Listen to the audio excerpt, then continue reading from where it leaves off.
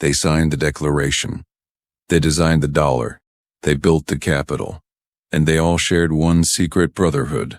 Tonight, we uncover the hidden hand that shaped the most powerful nation on earth, and the men who swore an oath to it in the shadows. If history's hidden stories keep you up at night, hit subscribe and ring the bell. New episodes drop every week on History for Sleep. Long before the first shot was fired at Lexington, before the ink dried on the Declaration of Independence, before George Washington ever crossed the Delaware River on that freezing Christmas night, there was a brotherhood already in place, a network of men bound not by blood, not by political party, but by something far older and far more mysterious.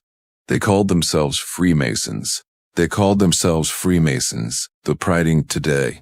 And by the time the American colonies decided to break free from the most powerful empire on earth, this secret fraternity had already quietly embedded itself into the hearts, minds, and meeting rooms of the men who would make that revolution possible.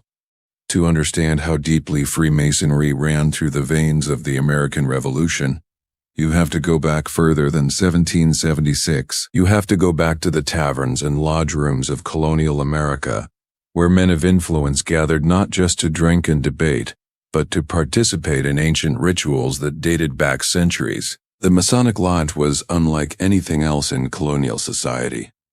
It was one of the few places where a merchant could sit beside a lawyer, where a craftsman could share a table with a general, where social rank was temporarily suspended and replaced by something the Masons called the level. The idea that inside the lodge all men stood as equals before the great architect of the universe, in a rigidly hierarchical colonial world, still deeply shaped by British class structure.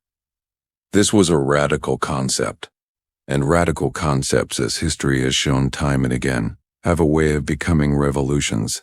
The first official Masonic lodge in America was established in Boston in 1733, chartered by the Grand Lodge of England. But informal Masonic activity had been present in the colonies well before that date. By the mid-18th century, lodges had sprung up in Philadelphia, New York, Charleston, and Williamsburg. These were not dusty backroom clubs for old men. They were vibrant intellectual hubs, places where Enlightenment philosophy was discussed alongside Masonic ritual, where the ideas of John Locke and Voltaire mingled with the ancient symbolism of Solomon's temple. The men who attended these lodges were often the most educated and ambitious in their communities. They were printers, physicians, merchants, military officers, and politicians. They were exactly the kind of men who, when the time came, would find themselves at the center of a revolution. Benjamin Franklin is perhaps the most famous example of this intersection between Masonic brotherhood and revolutionary politics. Franklin joined the St. John's Lodge in Philadelphia in 1731, just 2 years before the first official American lodge was even chartered. He rose quickly through Masonic ranks and eventually became Grand Master of Pennsylvania. But what is often overlooked is how Franklin used his Mason connections as a diplomatic weapon. When he traveled to France in 1778 to secure French support for the American cause, he didn't just show up as a colonial ambassador with a request for money and troops. He showed up as a celebrated Freemason in a country where Masonic lodges had become fashionable among the French intellectual elite. Franklin attended the Lodge of the Nine Sisters in Paris, one of the most prestigious Masonic lodges in Europe, and was eventually elected its venerable master. The French aristocrats and philosophers he encountered there were already predisposed to the ideals he was selling: liberty, reason, the rights of man. Freemasonry had done the groundwork. Franklin simply walked through the door it had already opened.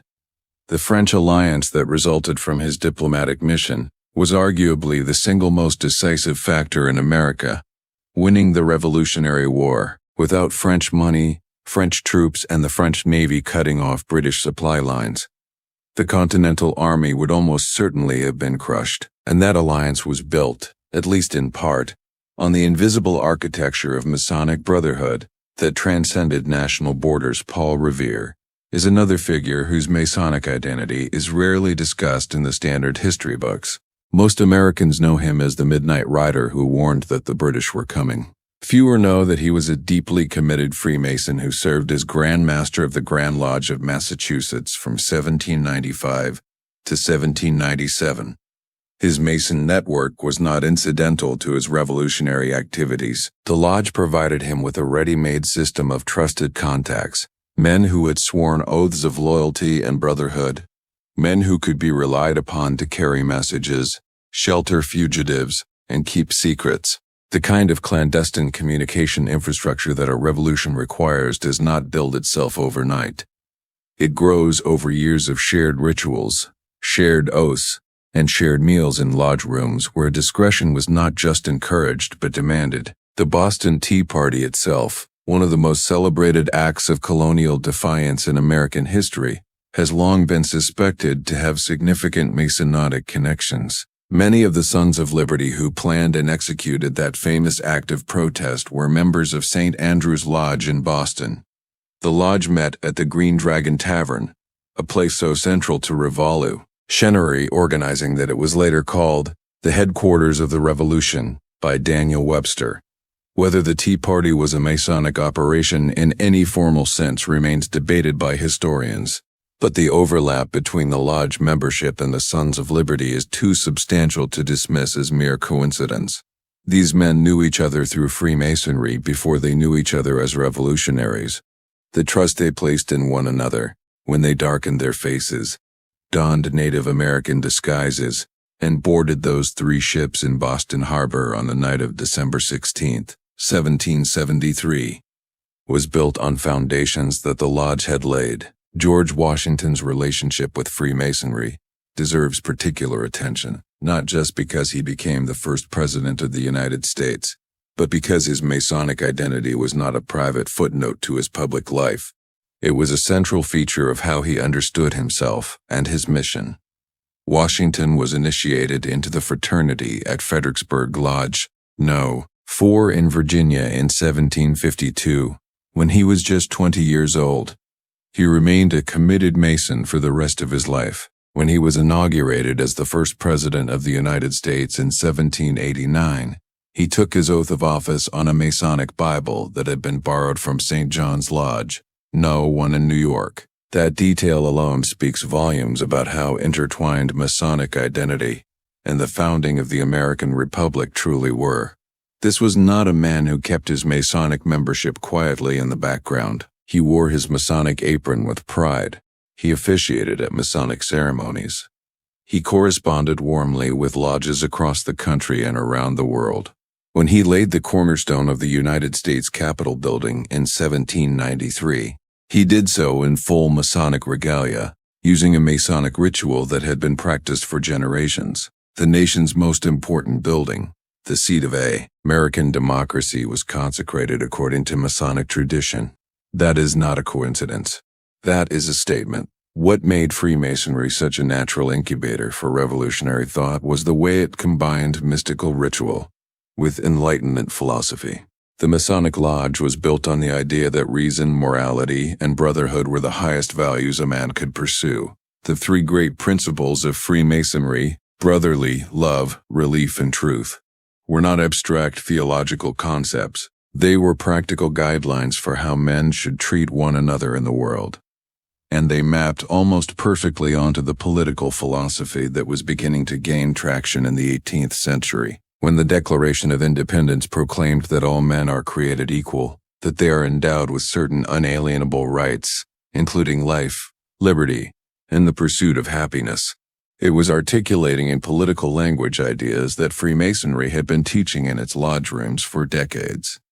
The Masonic Lodge was, in a very real sense, a laboratory for democracy. It was a place where men practiced self-governance, where decisions were made by vote, where officers were elected rather than appointed by hereditary rank, where the rules applied equally to every member regardless of his station outside the lodge walls. Thomas Jefferson, though not a confirmed Freemason himself, moved in deeply Masonic social circles, and was profoundly influenced by the same Enlightenment currents that flowed through the fraternity.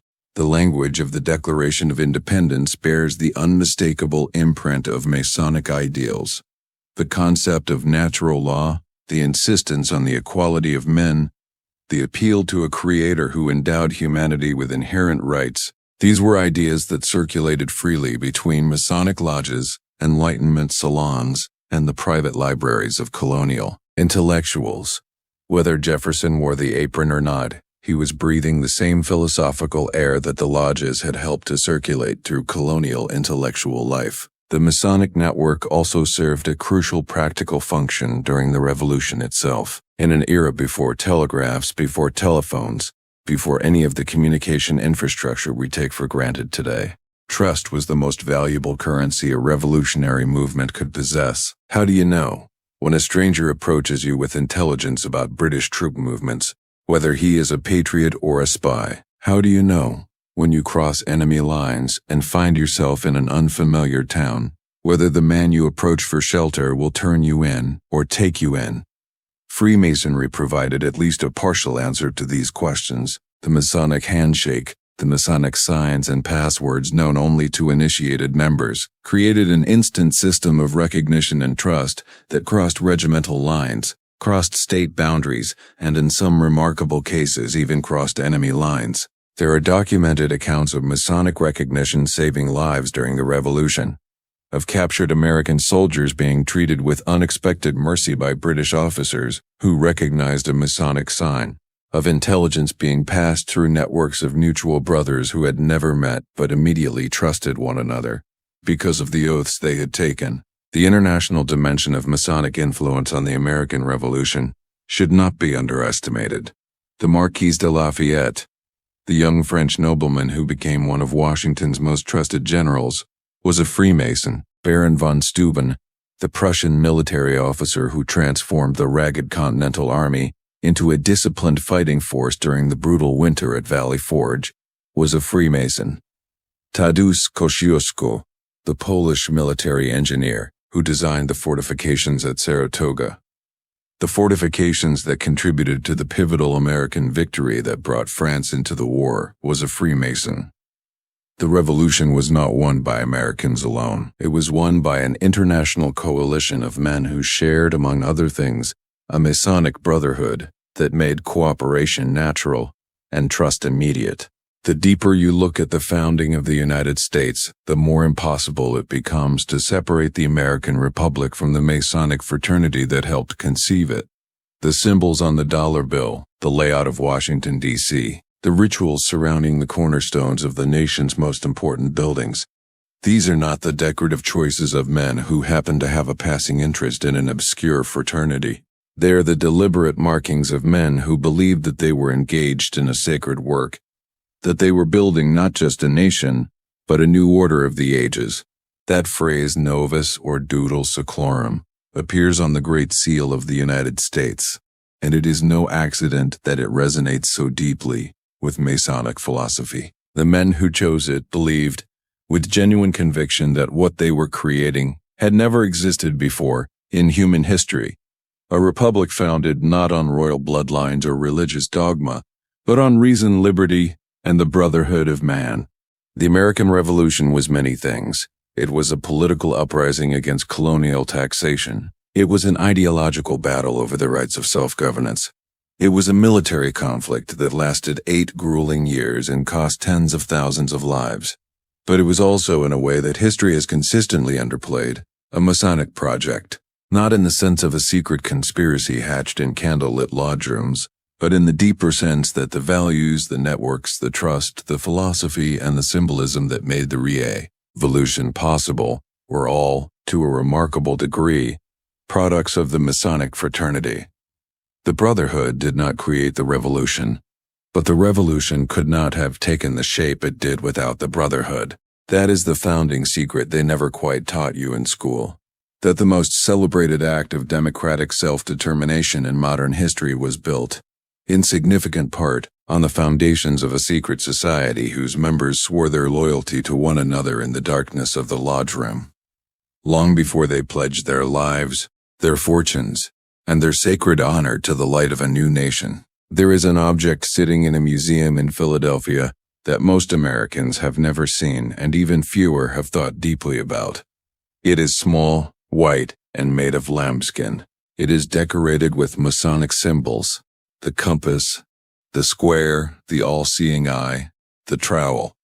It was embroidered by hand and presented as a gift from one brother to another, and it was worn by George Washington, the father of the American nation, the commander-in-chief of the Continental Army, the first president of the United States on some of the most solemn and significant occasions of his life. That object is his Masonic apron, and the story of that apron, and what it meant to the man who wore it, tells you something about George Washington that no portrait, no monument, and no history textbook has ever fully captured. Washington joined Freemasonry in 1752 at the age of 20.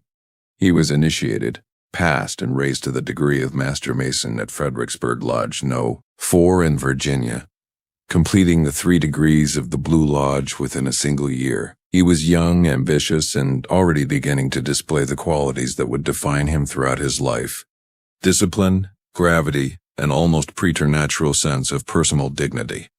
Freemasonry appealed to all of those qualities. The fraternity demanded of its members a commitment to moral self-improvement, a respect for order and ritual, and a devotion to the brotherhood that transcended ordinary social bonds. For a young man who had grown up without a father, who had spent his formative years watching older men of rank and reputation, and quietly measuring himself against them, the Masonic Lodge offered something enormously valuable. It offered a framework, it offered a tradition, it offered a set of values that were not vague or negotiable, but encoded in ritual and reinforced through ceremony.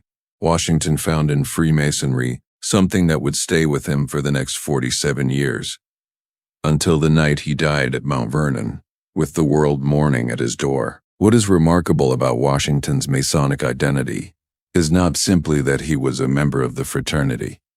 Membership alone would be a biographical footnote.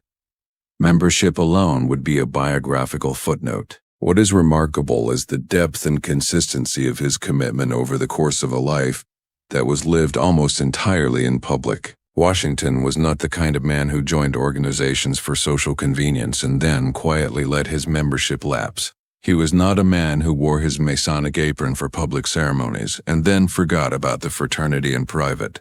His correspondence reveals a man who thought seriously about Masonic principles, who believed genuinely in the moral philosophy the fraternity taught, and who maintained active relationships with lodges across the country throughout his time as commander-in-chief and as president. In an era when it was fashionable for educated men to join clubs and societies, Washington's Masonic devotion stood apart for its sincerity and its longevity. During the Revolutionary War, Washington's Masonic identity took on a dimension that went far beyond personal belief. The Continental Army was a fractious, funded, often desperate collection of men from 13 different colonies with 13 different cultures, 13 different sets of grievances, and 13 different ideas about what exactly they were fighting for. Holding that army together required more than military discipline. It required the creation of a shared identity, a sense of common brotherhood that could survive the miseries of Valley Forge, the humiliations of repeated defeats, and the constant threat of desertion and mutiny. Freemasonry provided one of the most powerful tools Washington had for building that identity. Field lodges operated within the Continental Army throughout the Revolution. These were Masonic lodges that traveled with the troops, conducting ceremonies and initiations in the field, often in barns or farmhouses or under open skies. Washington actively encouraged this practice. He understood intuitively what the lodge could do for the morale and cohesion of his men. A soldier who had been initiated into Freemasonry, alongside his fellow soldiers, had done something with those men that went beyond sharing a campfire or marching side by side on a battlefield.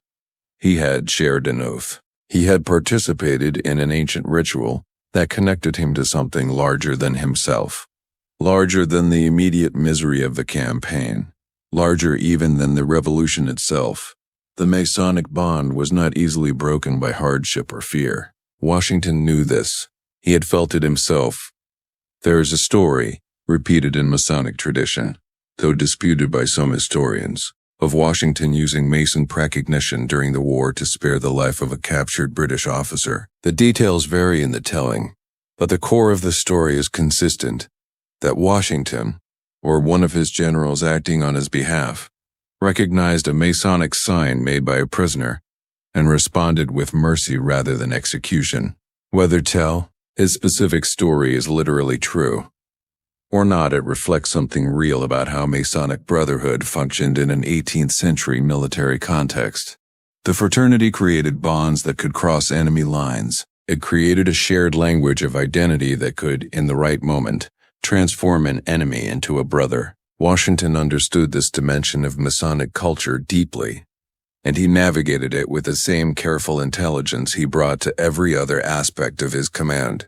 The apron presented to Washington by Lafayette is perhaps the most tangible symbol of this intersection between Masonic Brotherhood and Revolutionary Alliance. Marie-Joseph Paul-Yves Roche Gilbert du Motier, the Marquis de Lafayette, was 20 years old when he arrived in America to fight for the revolutionary cause. He was wealthy, idealistic, and burning with the enlightenment conviction that liberty was worth dying for. He was also a Freemason. His bond with Washington was instant and profound, and it was nurtured by their shared Masonic identity as much as by their shared commitment to the revolution. Lafayette had the apron made in France embroidered by his wife with Masonic symbols of the highest craftsmanship, and presented it to Washington as a gift of brotherhood. Washington treasured it. He wore it at significant Masonic ceremonies for the rest of his life. When he died, it was among the objects carefully preserved by his family. Today it sits in the collection of the George Washington Masonic National Memorial, a physical artifact of a bond between two men and two nations that helped change the course of history. Washington's presidency did nothing to diminish his Masonic identity. If anything, the years in the executive mansion deepened his public expression of Mason devotion. The inauguration itself set the tone. On April 30th, 1789, Washington stood on the balcony of Fed Errol Hall in New York City and took his oath of office with his right hand resting on a Masonic Bible, borrowed from St. John's Lodge No. 1.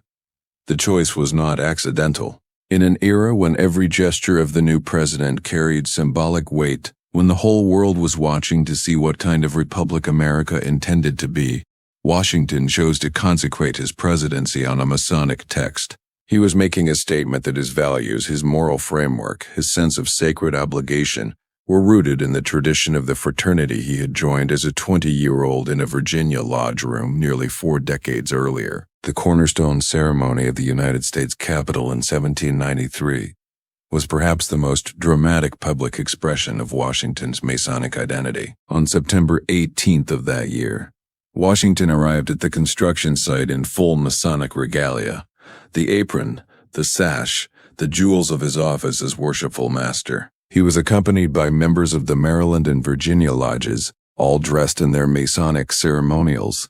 The cornerstone was set using the traditional Masonic tools: the gavel, the square, the level, the plumb. Corn, wine, and oil were poured over the stone in accordance with ancient Masonic tradition, a ritual of consecration that dated back to the building of Solomon's temple in Masonic legend.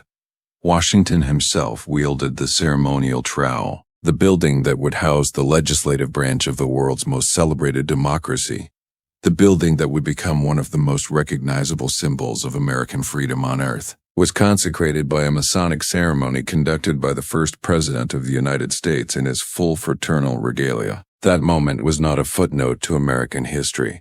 It was a declaration about the spiritual and philosophical foundations on which that history was being built. Washington's correspondence, news with Masonic lodges throughout his presidency, reveals a man who took his role as a symbol of Masonic virtue as seriously as he took his role as head of state. Lodges from across the country and around the world wrote to him, sending congratulations on his election, seeking his blessing on their activities, honoring him with honorary memberships and ceremonial gifts.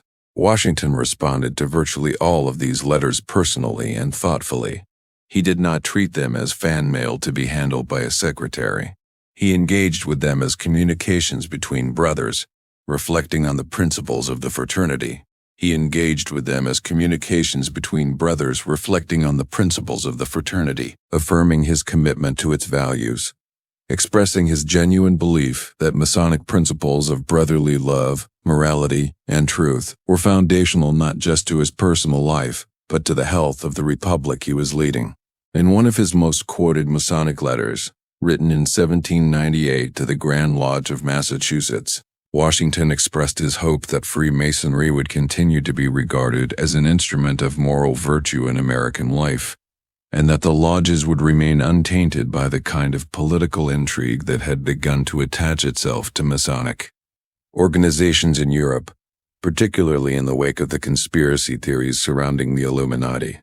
Washington's concern in this letter was not merely diplomatic. He genuinely believed in the purity of Masonic purpose, and he was troubled by the possibility that the fraternity he loved could be used as a cover for the kind of subversive plotting that its enemies accused it of. His defense of Freemasonry was not the reflexive loyalty of a man protecting his club. It was the considered judgment of a man who had spent nearly half a century living by Masonic principles, and who believed with his characteristic moral seriousness that those principles were good.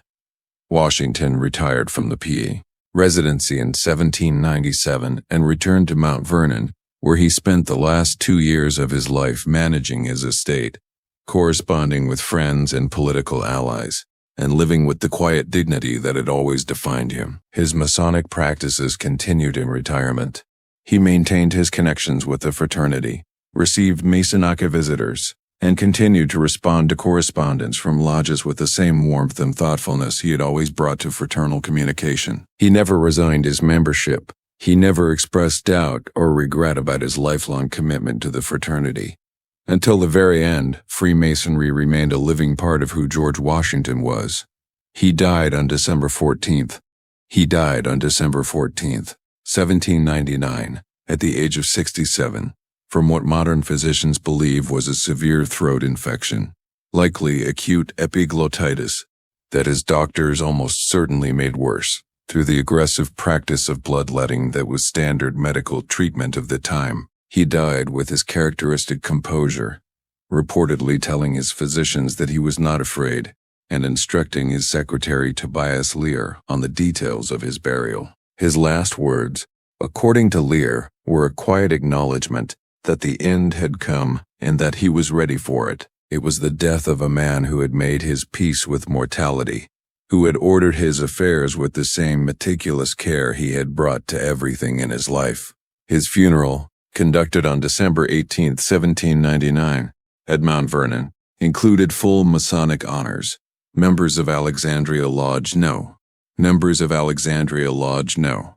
22, the lodge with which Washington had been most closely associated in his later years, and of which he had been elected worshipful master in 1788, participated in the graveside ceremony. The Masonic funeral rites were conducted with the solemnity appropriate to the loss of the most celebrated Freemason in the world. The apron was laid upon his coffin.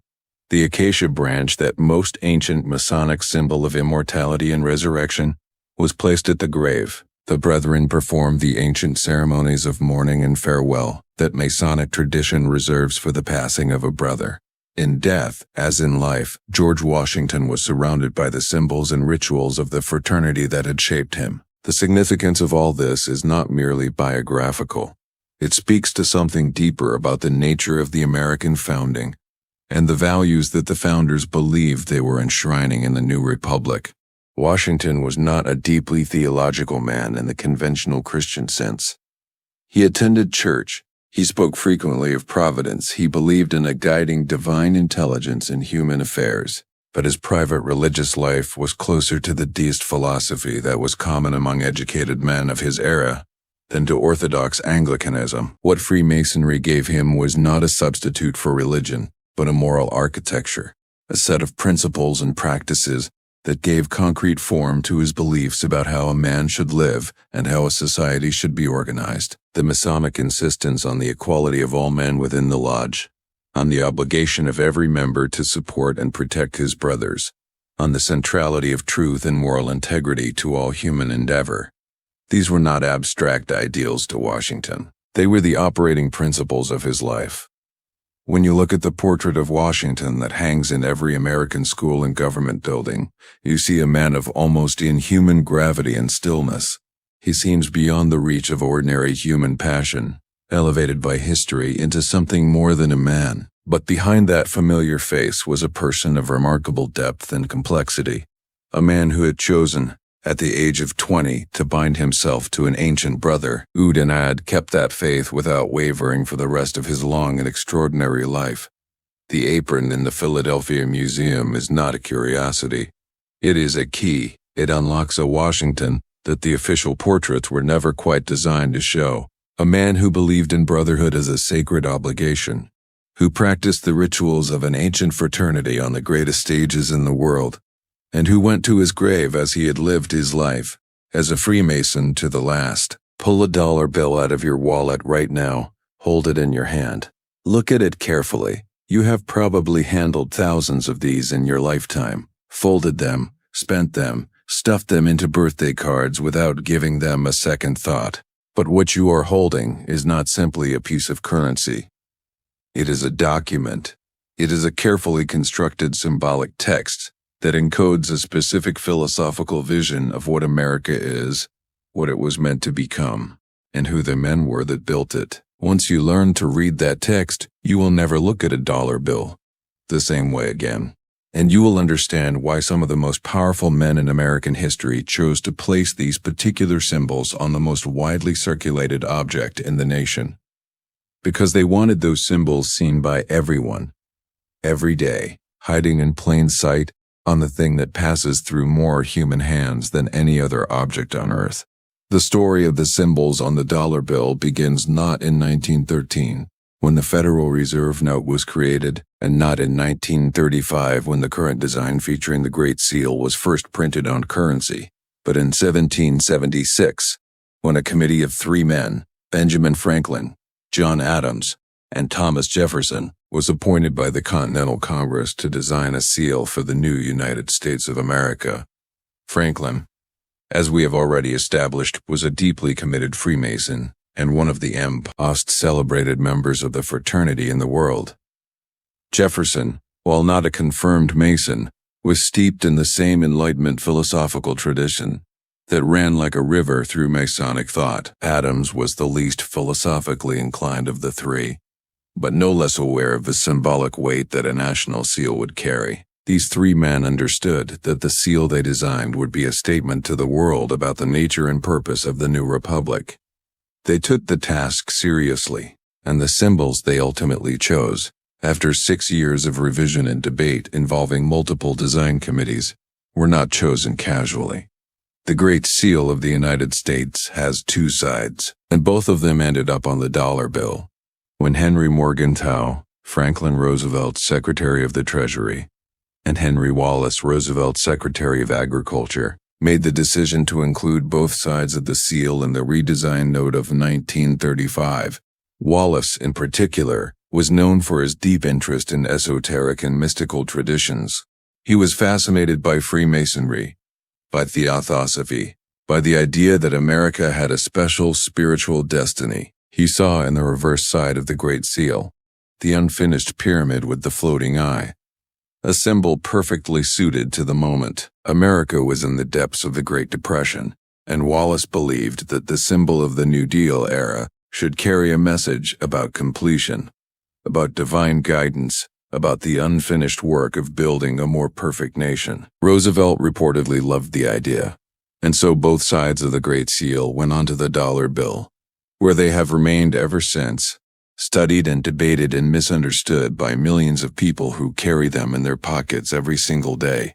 The front of the Great Seal, which appears on the right side of the back of the dollar bill, is the more familiar image, the bald eagle with its wings spread, holding a bundle of 13 arrows in its left talon, and an olive branch with 13 leaves and 13 olives in its right, with a shield of 13 stripes on its breast, and a banner in its beak reading E pluribus unhuman, out of many, one.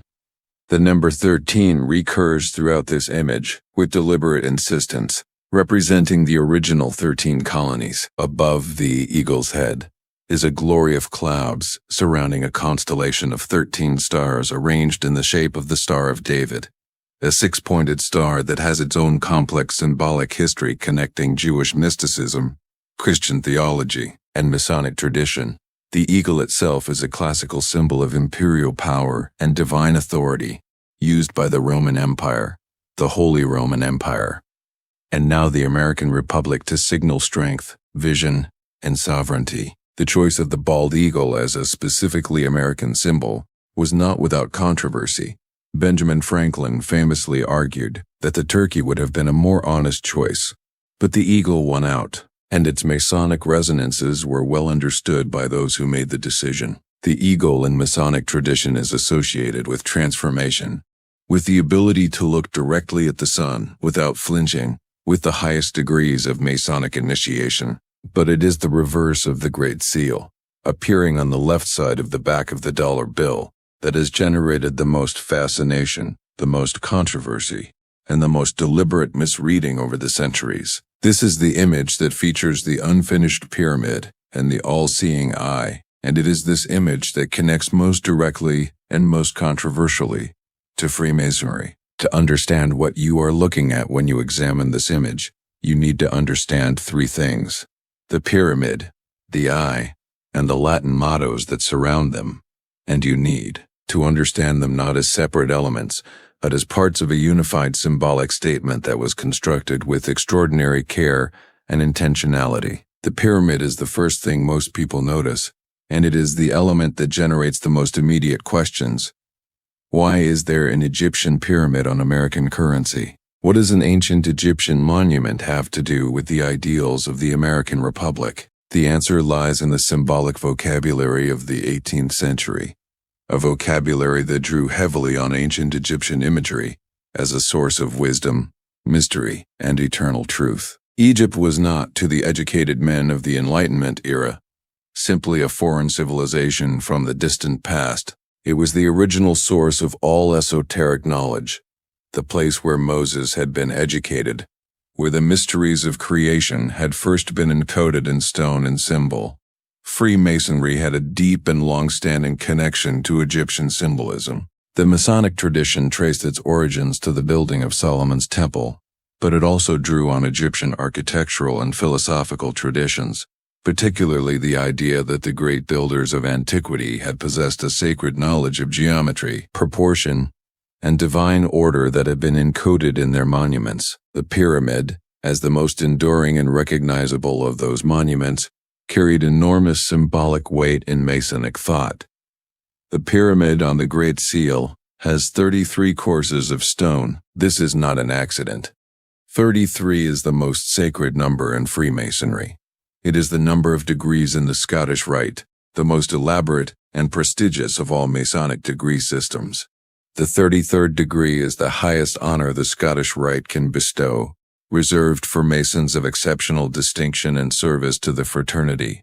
The choice to construct the pyramid with precisely 33 courses of Suntine. One was a deliberate encoding of Masonic numerology into the foundational symbol of the American nation. Charles Thomson, the Secretary of the Continental Congress, who played a crucial role in finalizing the design of the Great Seal, was deeply familiar with Masonic symbolism. William Barton, the heraldic expert who contributed significantly to the final design, was equally well versed in the symbolic traditions the seal was drawing upon. These were not men who stumbled accidentally into Masonic symbolism. They chose it deliberately, with full knowledge of what they were doing.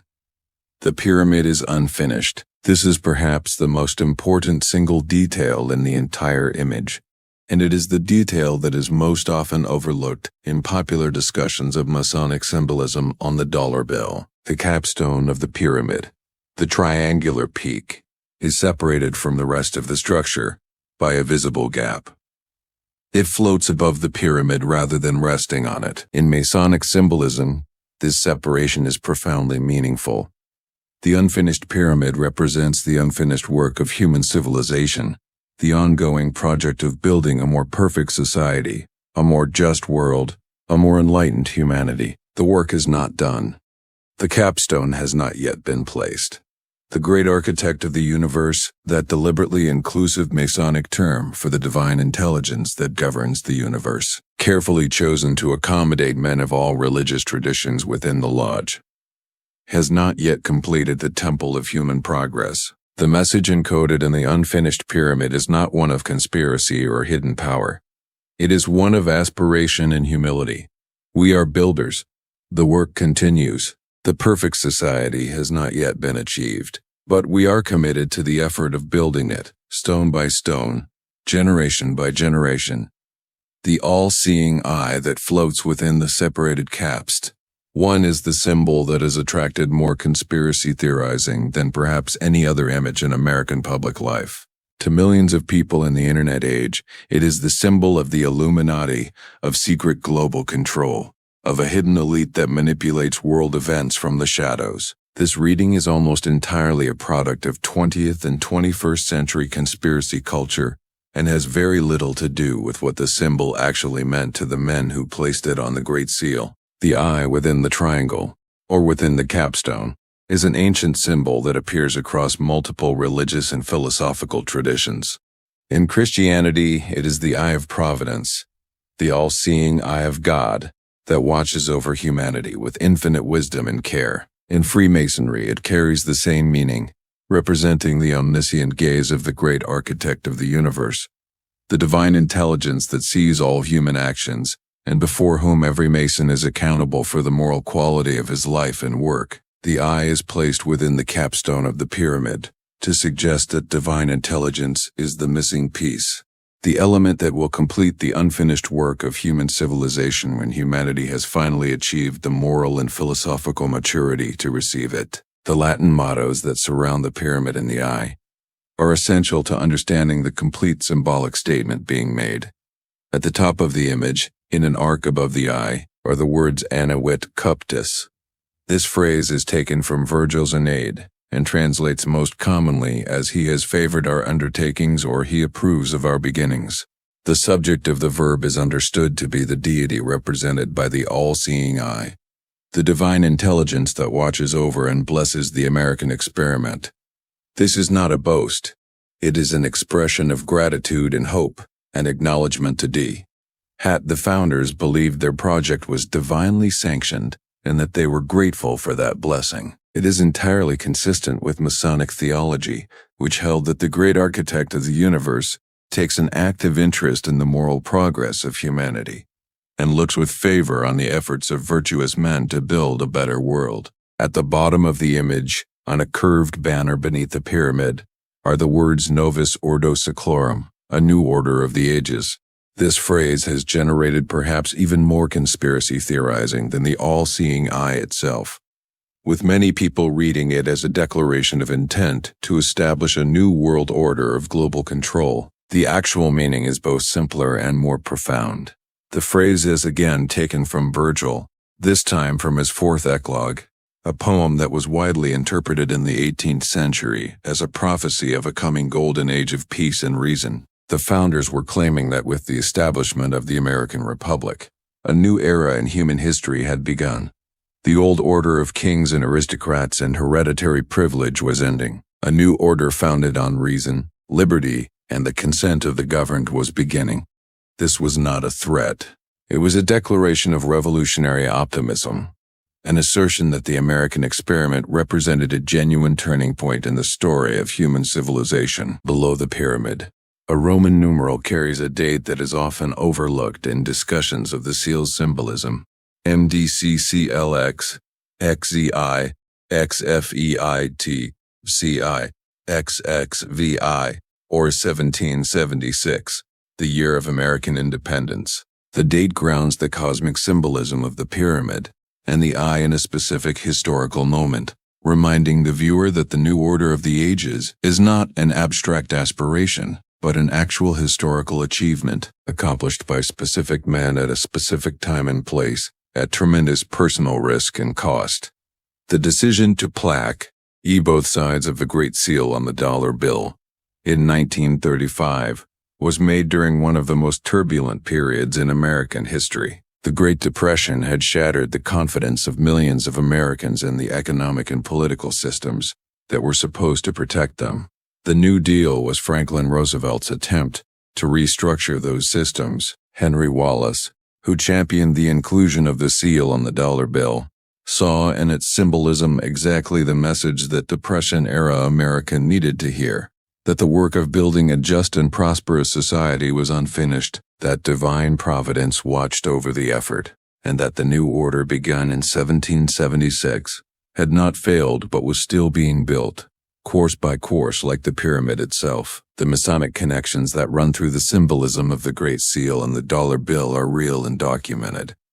They are not the product of paranoid imagination or internet conspiracy culture. They reflect the genuine philosophical commitments of the men who designed the seal, men who were steeped in Masonic tradition and Enlightenment thought, and who chose deliberately to encode those traditions into the founding symbols of the nation. But understanding those connections accurately requires separating them from the layers of misreading and mythologizing that have accumulated around them over the centuries. The all-seeing eye on the dollar bill is not the symbol of a secret cabal of global manipulators.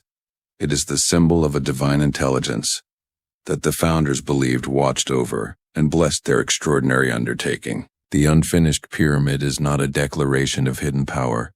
It is an acknowledgement of unfinished work. The new order of the ages is not a threat to human freedom. It is the most ambitious declaration of human freedom ever committed to a piece of currency. Every time you hold a dollar bill, you are holding a philosophical document written in the language of Masonic symbolism by men who believed they were building something that had never existed before in human history. They put their symbols in your pocket on purpose. They wanted you to carry them. They wanted you to look at them every day without quite knowing what you were seeing. And now, finally, you know. There is a city on the eastern seaboard of the United States that was not born the way other cities are born. It did not grow organically from a trading post or a river crossing, or a natural harbor. It was not the accidental accumulation of decades of settlement and commerce and human necessity. It was designed. It was planned from the ground up, with extraordinary deliberateness, laid out on a blank canvas of Maryland swampland by men who had very specific ideas about what a capital city should communicate to the world and to history.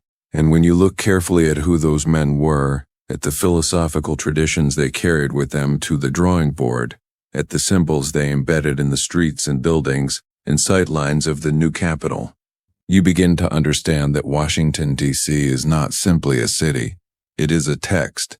It is an argument written in stone and geometry and sacred symbolism, and it was written largely by Freemasons who believed they were doing something that had never been done before in the history of human civilization, building a capital worthy of the new order of the ages. The story begins with Pierre-Charles L'Enfant, the French-born military engineer and architect who was commissioned by George Washington in 1791 to design the new federal city.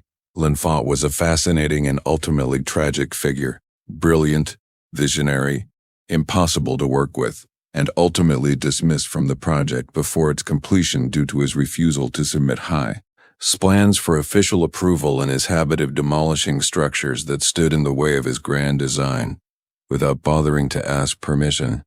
But before he was dismissed, he produced something extraordinary. The plan he laid out for Washington, D.C. was unlike anything that had ever been attempted in the New World. It was a city conceived not as a practical urban grid, but as a symbolic landscape, a carefully choreographed arrangement of diagonal avenues, ceremonial open spaces, strategic sight lines, and geometric relationships that encoded a specific vision of power, order, and Republican virtue. L'Enfant himself was not a confirmed Freemason.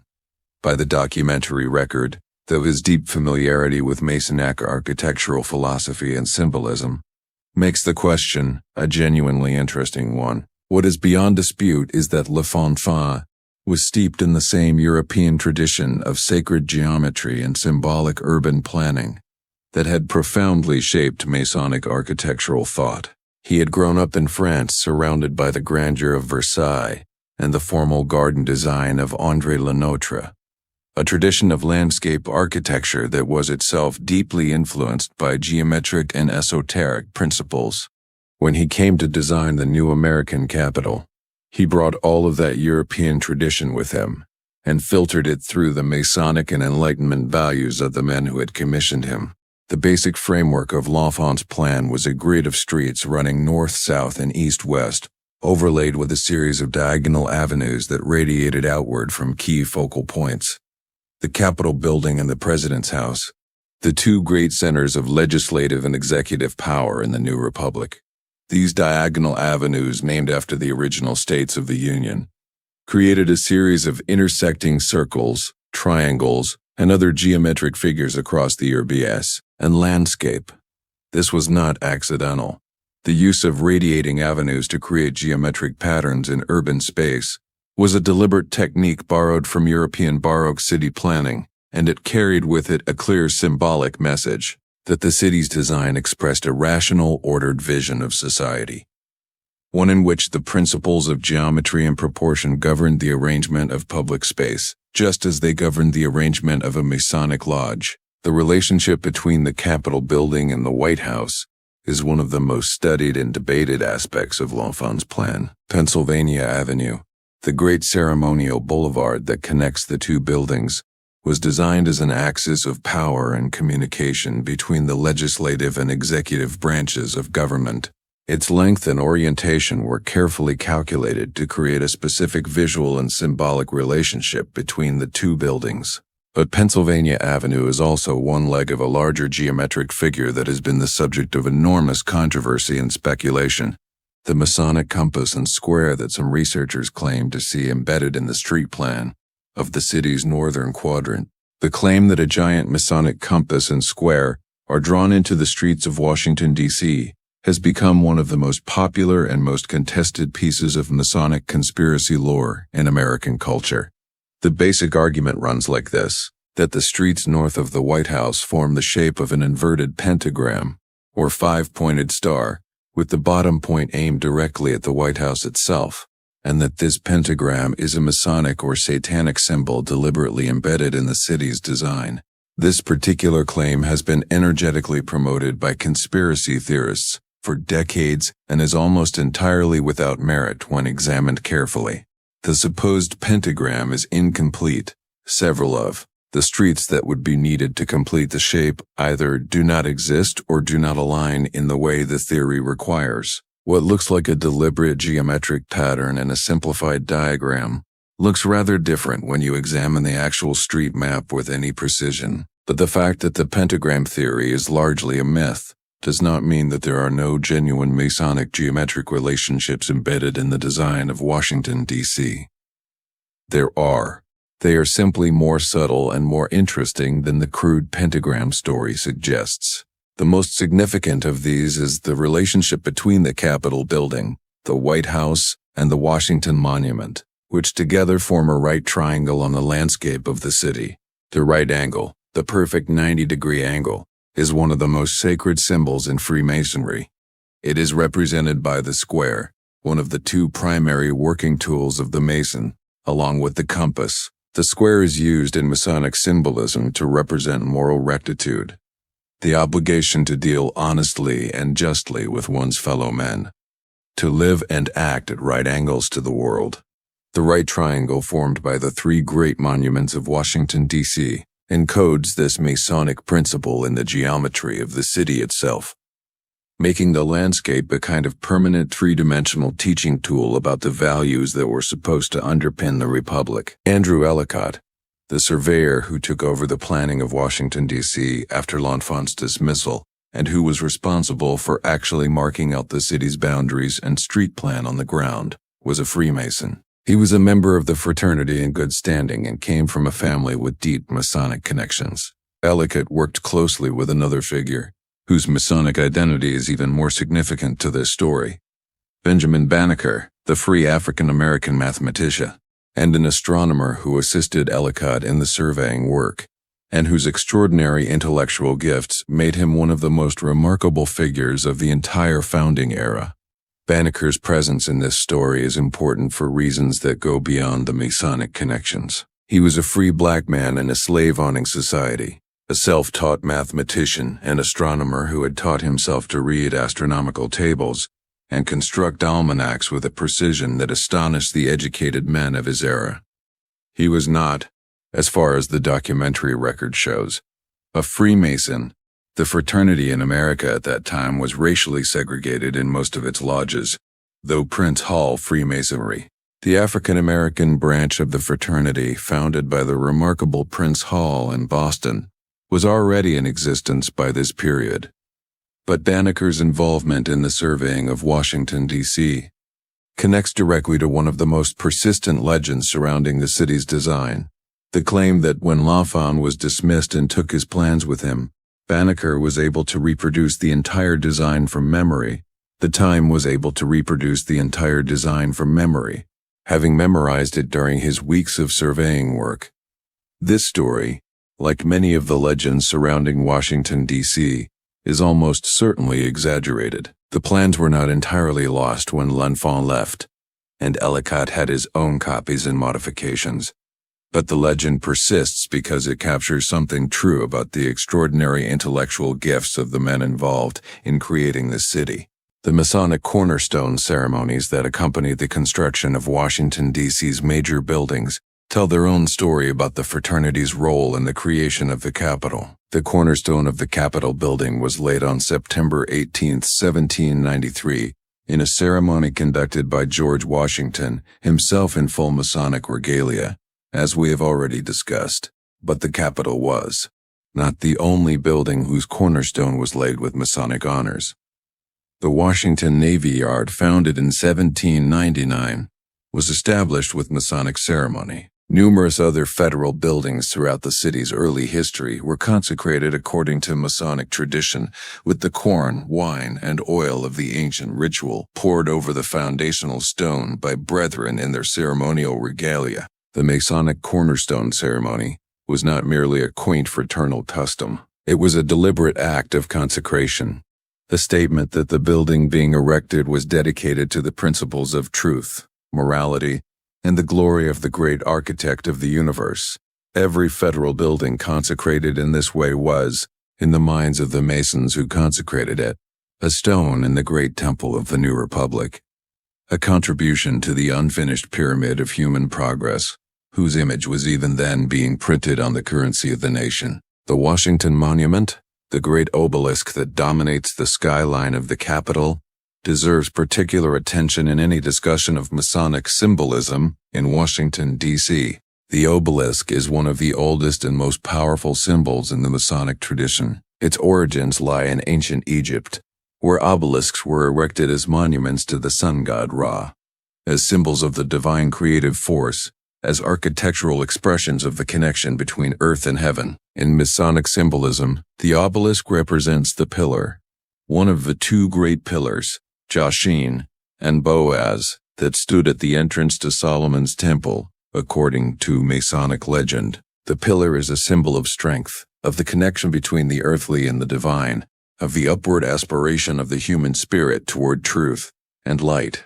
The Washington Monument was not designed as a Masonic obelisk in any formal sense. The project was managed by the Washington National Monument Society, and its design went through numerous iterations over the decades of its troubled construction, which stretched from 1848 to 1884. The cornerstone was laid in 1848 with full Masonic honors, in a ceremony that drew Masons from across the country and was presided over by the Grand Master of the Grand Lodge of the District of Columbia. The ceremony was one of the largest Masonic public events in American history up to that point. But the obelisk form itself, when it was finally settled upon, carried Masonic resonances that were well understood by the educated men of the period. At 555 feet in height, the Washington Monument was for many years the tallest structure in the world. Its proportions, its height is exactly 10 times its base width, encode the same principles of sacred geometry that governed the design of Solomon's temple in Masonic tradition. The capstone of the monument is made of aluminum, which was at the time of its installation in 1884 the most precious metal in the world, more valuable than gold or silver. On the capstone, facing east toward the rising sun, are engraved the words Laus Deo, praise be to God. It is a Masonic sentiment, expressed in a Masonic symbol, at the top of the most prominent monument in the American capital. The broader street plan of Washington, D.C., when examined with knowledge of Masonic geometric principles, reveals a city that was designed according to the same philosophy of sacred proportion and symbolic layout that governed the design of Masonic lodge rooms and Masonic temples. The lodge room itself is a carefully proportioned rectangular space oriented east to west, with specific architectural features positioned at specific points to create a symbolic landscape that guides the initiate through the degrees of Masonic knowledge. The lodge is, in Masonic tradition, a representation of the universe itself, a microcosm of the divine order that the great architect has built into the fabric of creation. When L'Enfant and Ellicott and their Masonic contemporaries designed Washington, D.C., they were applying the same principle on a grand urban scale. They were building a lodge room large enough for an entire nation, a symbolic landscape in which the principles of Masonic philosophy were encoded in the geometry of the streets and the placement of the monuments. The Capitol building sits at the center of the city's coordinate system, with the 4 quadrants of the city: northwest, northwest, northeast, southwest, southeast, radiating outward from its dome. This placement is not merely administrative, it is cosmological. The Capitol, as the seat of the legislative power of the Republic, occupies the position in the city's symbolic geography that the altar occupies in a Masonic lodge, the central point from which all other points are measured, the place where the sacred work of the Brotherhood is conducted, the focal point of the entire symbolic space. The dome of the Capitol itself is a Masonic symbol of the First Order. The dome represents the vault of heaven, the canopy of the sky under which all human activity takes place, and which reminds the observer of the divine intelligence that oversees all human affairs. The Masonic lodge room traditionally has a ceiling painted or decorated to represent the starry heavens, and the great dome of the Capitol performs the same symbolic function on an architectural scale that staggers the imagination. What you see when you fly over Washington, D.C., and look down at the grid of streets and avenues, at the monuments and memorials in government buildings arranged across the landscape with such careful deliberateness, is a city that was built to say something. It was built to make an argument about the nature of good government, about the relationship between human reason and divine order, about the unfinished work of building a civilization worthy of the ideals proclaimed in the Declaration of Independence. The men who built it were Freemasons, and they brought to their work all the symbolic vocabulary, all the geometric philosophy, all the architectural tradition of the fraternity they belonged to. They were not hiding a conspiracy in the streets of the Capitol. They were doing what Masons have always done. They were building a temple. The temple was just larger than any they had ever attempted before. It was a temple the size of a city, consecrated to the principles of liberty, reason, and the brotherhood of man, laid out in stone and geometry on the banks of the Potomac River for all the world to see and for all of history to remember. There is a question that has circulated through American political culture for as long as the Republic has existed, whispered in lodge rooms and shouted in conspiracy forums and debated in history classrooms with varying degrees of seriousness and varying degrees of accuracy. The question is deceptively simple. How many of the men who have occupied the most powerful office in the world were members of the oldest and most celebrated secret fraternity in the Western world? How many of the presidents of the United States were Freemasons? The answer, when you examine it carefully and honestly, is both more straightforward and more remarkable than most people expect. It is not a number that requires conspiratorial embellishment to be impressive. The plain historical facts are extraordinary enough on their own. 14 men who served as President of the United States were confirmed members of the Masonic fraternity. 14 out of 45 presidents, by the count that was accurate up to the early 21st century. That is nearly 1 in 3. That is not a coincidence. That is a pattern. And patterns in history, as in geometry, mean something. Before we walk through the roster of Masonic presidents and what their membership meant in each case, it is worth pausing to address the word that appears in the title of this chapter: secretly. In most cases, the Masonic membership of American presidents was not a secret at all. George Washington was inaugurated on a Masonic Bible and laid the cornerstone of the Capitol in full Masonic regalia. Andrew Jackson was a proud and prominent Mason who made no effort whatsoever to conceal his fraternal identity. James Polk, James Buchanan, Andrew Johnson, James Garfield, William McKinley, Theodore Roosevelt, William Howard Taft, Warren Harding, Franklin Roosevelt, Harry Truman, Lyndon Johnson, and Gerald Ford, all confirmed Masons, most of them openly and proudly so. The secrecy that Freemasonry demands of its members is not the secrecy of political conspiracy. It is the secrecy of ritual, the obligation not to reveal the specific signs, passwords, and ceremonial details of Masonic initiation to non-members. The existence of Masonic membership itself was rarely hidden.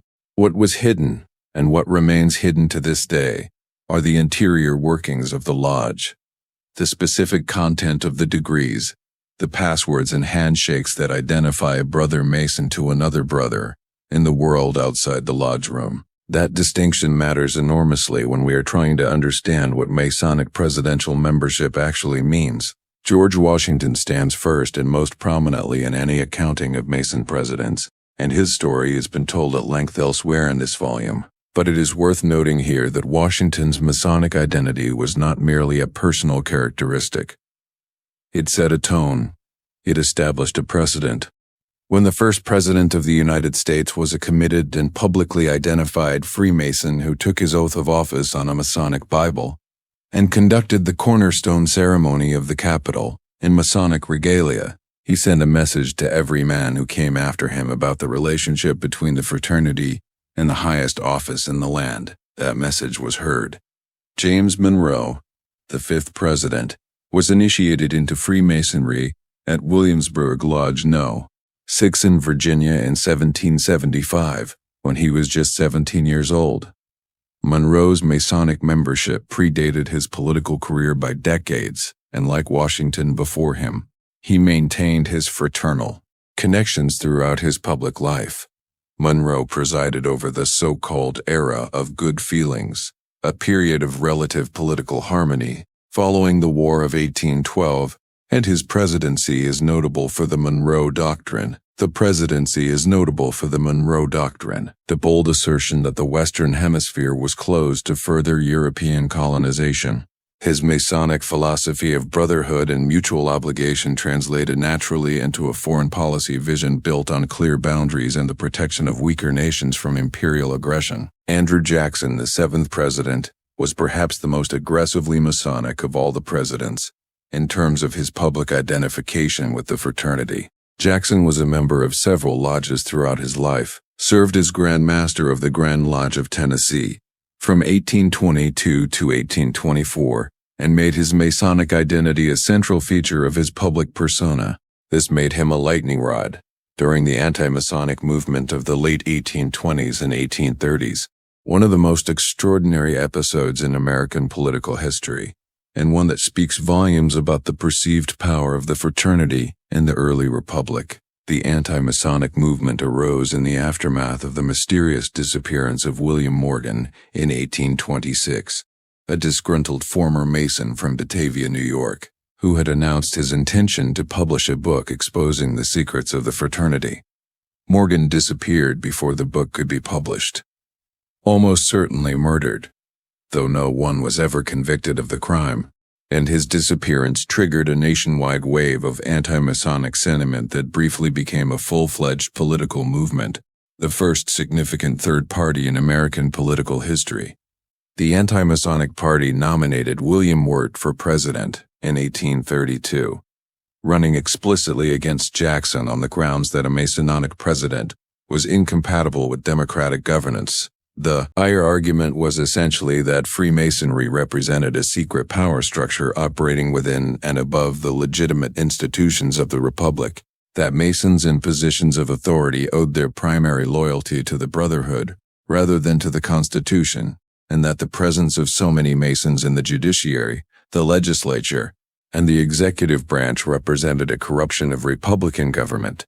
Jackson dismissed these charges with characteristic combativeness and won the 1832 election comfortably. But the anti-Masonic episode revealed something important about how a significant portion of the American public perceived the fraternity's relationship to political power. The fear was not entirely irrational. When nearly a third of all American presidents are members of the same brotherhood, when Masonic networks connect judges and legislators and military officers and businessmen in a web of mutual obligation and shared identity, the question of where fraternal loyalty ends and civic duty begins is a legitimate one. It was a legitimate question in 1832, and it remains a legitimate question today.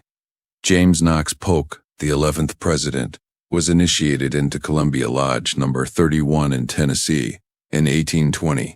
Polk is remembered primarily as the president who oversaw the greatest territorial expansion in American history, adding more than 1 million square miles of territorial to the United States through the annexation of Texas, the settlement of the Oregon boundary dispute with Britain, and the Mexican-American War. He was a man of ferocious ambition and disciplined self-control, qualities that sat naturally alongside the Masonic emphasis on moral self-improvement and the subordination of personal passion to rational principle. Polk served a single term as he had promised, achieved every major goal he had set for his presidency, and died just 3 months after, leaving office worn out by the intensity of his 4 years in the White House. James Buchanan, the 15th president and the only bachelor ever to occupy the office, was a member of Lodge No. 43 in Lancaster, Pennsylvania, and later became Grand Master of the Grand Lodge of Pennsylvania. Buchanan's presidency is almost universally regarded as one of the most disastrous in American history, a catastrophic failure of leadership in the years immediately preceding the Civil War. His Masonic membership is a reminder that fraternal affiliation is not a guarantee of political wisdom or moral courage. The same brotherhood that produced Washington and Jackson and Polk also produced Buchanan, whose timidity and indecision in the face of the secession crisis left his successor Abraham Lincoln with a catastrophe that had been allowed to develop unchecked for 4 critical years. Andrew Johnson, who succeeded Lincoln after his assassination,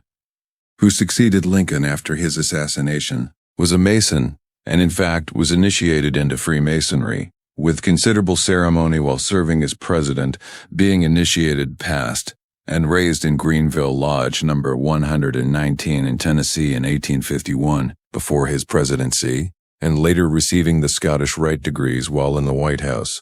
Johnson's presidency was consumed by the battles of Reconstruction, and he was the first American president to be impeached by the House of Representatives, surviving removal from office by a single vote in the Senate. His Masonic identity did not save him from the political catastrophe of his administration, but it did provide him with a network of fraternal support during the darkest moments of his political career. James Garfield, the 20th president, was a fascinating figure whose Masonic story is tragically brief.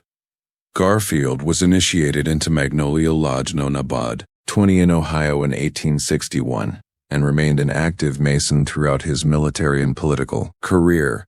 He was the last president to be born in a log cabin, a self-made man of remarkable intellectual gifts, who had worked his way up from poverty to the presidency through sheer force of character and intelligence.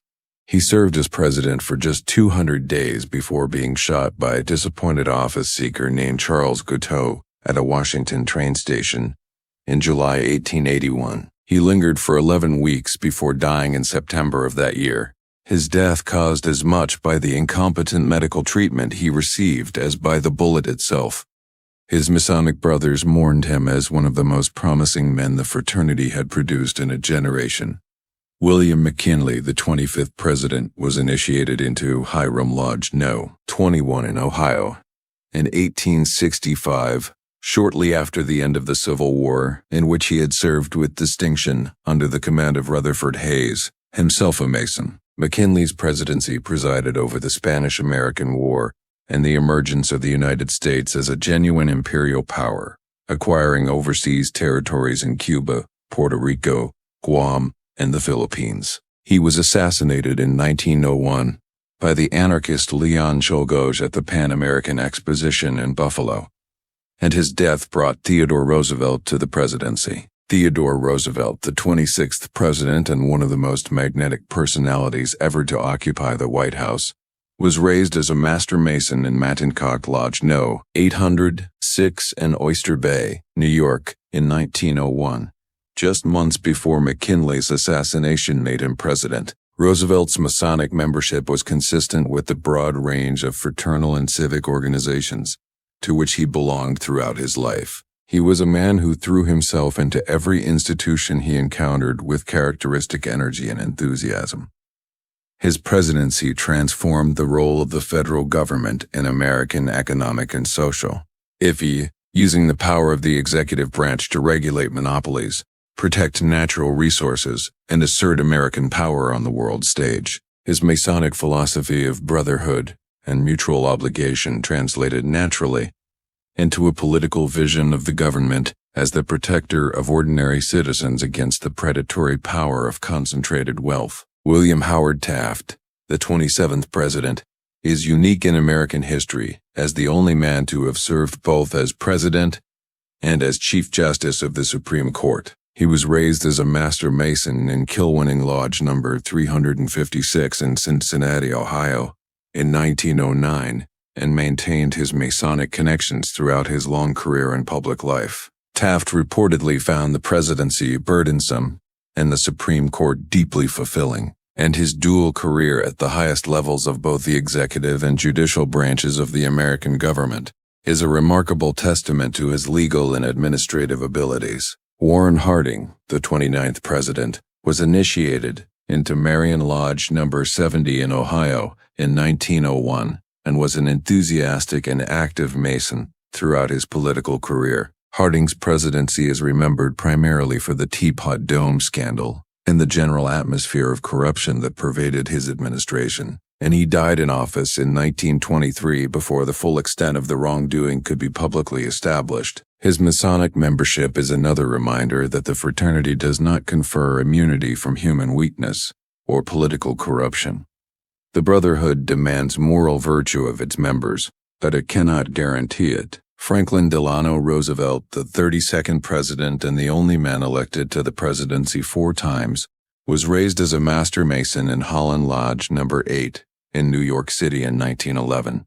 Roosevelt's Masonic identity coexisted with a complex and deeply personal spiritual life that drew on multiple religious and philosophical traditions. His presidency, spanning the Great Depression and most of the Second World War, was defined by his belief in the obligation of the strong to protect the weak, of the community to support the individual in times of crisis. Values entirely consistent with Masonic philosophy. It was Roosevelt's Secretary of Agriculture, Henry Wallace, himself a man with deep interests in Masonic and esoteric symbolism, who championed the inclusion of the Great Seal on the dollar bill. As we have discussed elsewhere, the decision reflected the Masonic values that permeated the Roosevelt administration at its highest levels. Harry Truman may be the most passionately committed Freemason ever to have occupied the White House. He was initiated into Belton Lodge, No. 450 in Missouri in 1909. Rose rapidly through Masonic ranks, served as Grand Master of the Grand Lodge of Missouri in 1940, and was eventually awarded the 33rd degree of the Scottish Rite, the highest honor the fraternity can bestow. Truman spoke about Freemasonry with a directness and warmth that was unusual even for openly Masonic presidents. He genuinely believed that the principles of the fraternity, brotherly love, relief, truth, the equality of all men within the lodge, were the principles on which a just society should be built. His presidency made decisions of world historical consequence: the use of atomic weapons against Japan, the Marshall Plan, the creation of NATO, the recognition of Israel, the intervention in Korea, and his Masonic philosophy of clear moral obligation, and the brotherhood of all humanity, ran as a consistent thread through all of them. Lyndon Johnson was initiated into Johnson City Lodge No. 561 in Texas in 1937 and maintained his Masonic membership throughout his long political career in the Senate and the White House. Johnson's presidency adduced the Civil Rights Act and the Voting Rights Act, the most significant expansions of American democracy since the Reconstruction Amendments, as well as the catastrophe of the Vietnam War. The tension between his genuine commitment to social justice, entirely consistent with Masonic principles of human equality and brotherhood, and his catastrophic foreign policy decisions is one of the great tragic paradoxes of 20th century American political history. Gerald Ford, the 38th president and the only man to serve as both vice president and president without being elected to either office, was raised as a Master Mason in Malta Lodge, known seed as a Master Mason in Malta Lodge, 465 in Grand Rapids, Michigan, in 1949, and received the 33rd degree of the Scottish Rite in 1962. Ford's brief presidency following Nixon's resignation in the aftermath of Watergate was defined by his attempt to restore dignity and normalcy to an office that had been profoundly damaged by scandal. His pardon of Nixon, one of the most controversial decisions in presidential history, was motivated at least in part by his genuine belief, entirely consistent with Masonic moral philosophy, that the healing of the nation required an act of mercy rather than an act of retribution. 14 presidents. Nearly 1 in 3. The pattern is too consistent, too persistent across too many generations to be explained away as coincidence or social fashion. Freemasonry did not make these men presidents, but the fraternity gave them something that proved enormously valuable in the pursuit and exercise of political power. A network of trust, a common philosophical language, a set of moral principles that provided an internal compass when the pressures of public life pushed in every direction at once. Whether that influence was ultimately a force for good or ill in American political life is a question that does not admit of a simple answer. The same fraternity that shaped the moral vision of Washington and Truman also claimed Buchanan and Harding. The Brotherhood is not magic. It is not a guarantee of wisdom or virtue. It is a tradition, a set of principles, a network of human relationships. What its members make of it depends, as it always has, on the quality of the men themselves. There is a photograph taken sometime during the American Civil War that captures something no history textbook has ever quite managed to explain. It shows 2 men, one in Union blue and one in Confederate gray, sitting together at a rough wooden table. Between them is a bottle and 2 cups. They are not prisoners and guards. They are not negotiators or diplomats. They are brothers. Not brothers by blood, not brothers by nation, not brothers by the color of the uniform they wear, but brothers by oath, brothers by ritual, brothers by the ancient bond of the Masonic fraternity that transcended every other loyalty those 2 men carried into the bloodiest conflict in American history.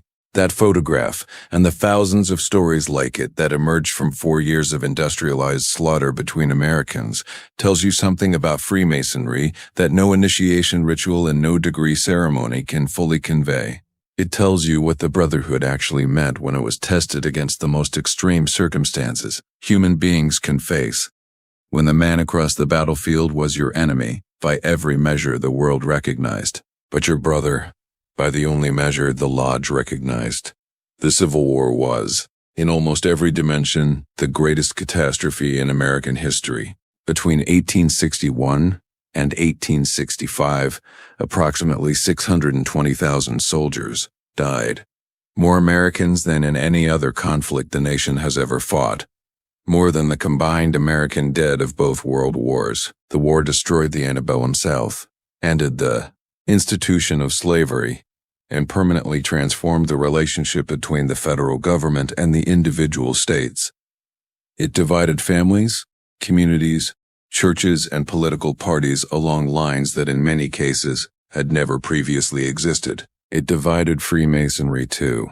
The Grand Lodges of the Southern states did not maintain formal relations with the Grand Lodges of the North during the war years. The fraternal bonds that had connected American Masons from every region of the country were strained, in some cases to breaking point, by the same political and ideological forces that were tearing the nation apart, and yet, at the level of the individual Mason on the battlefield, or in the prison camp or in the occupied town, something remarkable happened.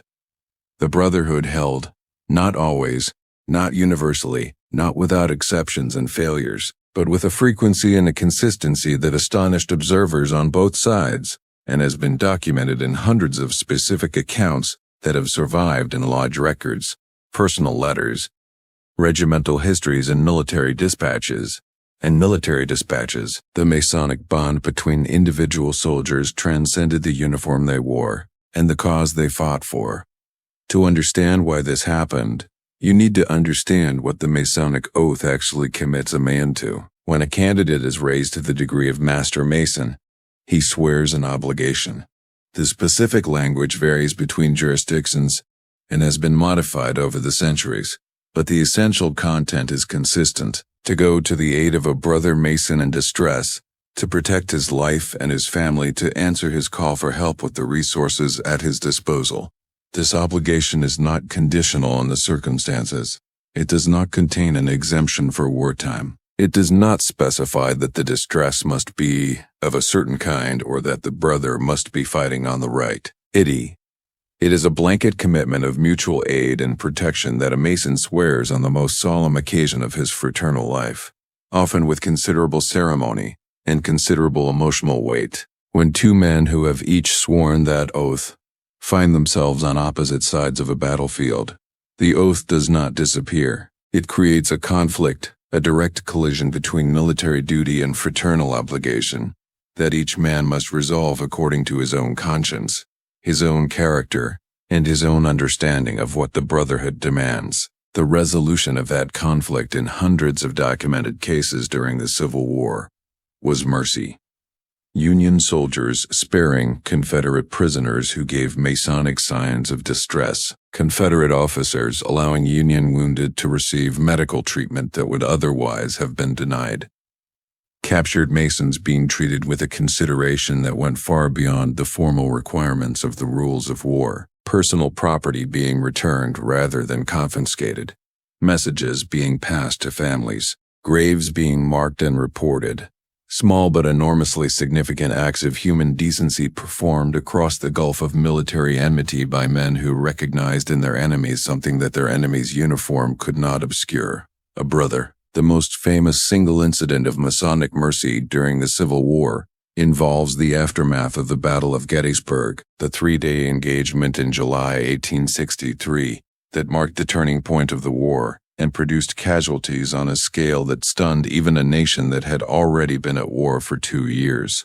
More than 50,000 men were killed, wounded, or missing across those 3 days of fighting on the fields and ridges of southern Pennsylvania. In the immediate aftermath of the battle, as the Confederate Army of Northern Virginia retreated southward and the Union Army of the Potomac began the grim work of caring for the wounded and burying the dead, individual Masons on both sides began the equally grim work of identifying and assisting their fraternal brothers among the fallen. General Lewis Armistead, the Confederate brigade commander who led the famous charge that briefly broke the Union line at the angle on the third day of Gettysburg, the high-water mark of the Confederacy, as it has been called, was mortally wounded in that charge. As he lay dying on the field, he reportedly gave a Masonic sign of distress. The Union officer who came to his aid was Captain Henry Bingham, a staff officer who was himself a Mason. Bingham ensured that Armistead received medical attention, sat with him in his final hours, and, crucially, took custody of Armistead's personal effects, including his watch and other valuables, to ensure they were returned to his family rather than lost or stolen in the chaos of the battlefield. He also carried a message from Armistead to General Winfield Scott Hancock, his old friend and the Union commander whose corps had borne the brunt of the Confederate charge, expressing his regret that they had found themselves on opposite sides of the conflict. The message was delivered. The personal effects were returned. The Masonic bond between a dying Confederate general and a Union staff officer produced a moment of profound human connection in the middle of the worst battle ever fought on American soil. The story of Armistead and Bingham is the most celebrated instance of Civil War Masonic mercy, but it is far from unique. The records of the period are filled with similar accounts, varying in their dramatic intensity, but consistent in their essential pattern. A Mason in distress gives a sign. A Mason on the other side recognizes it. Mercy follows, the sign itself. The particular gesture or word, or combination of gestures and words that identifies a Master Mason to another Master Mason, was known to both sides because both sides had been initiated in the same lodges before the war divided them. The Masonic sign of distress is perhaps the most practical application of fraternal ritual ever devised. In a world without identity documents, without photographs on military records, without any reliable way to verify a stranger's claim to brotherhood, the physical sign served as an authentication system that was extraordinarily difficult to fake without genuine initiation. A man who had not been through the degree ceremony simply did not know what the sign looked like or how to execute it correctly. The Brotherhood had, without intending to create a military communication system, created exactly that.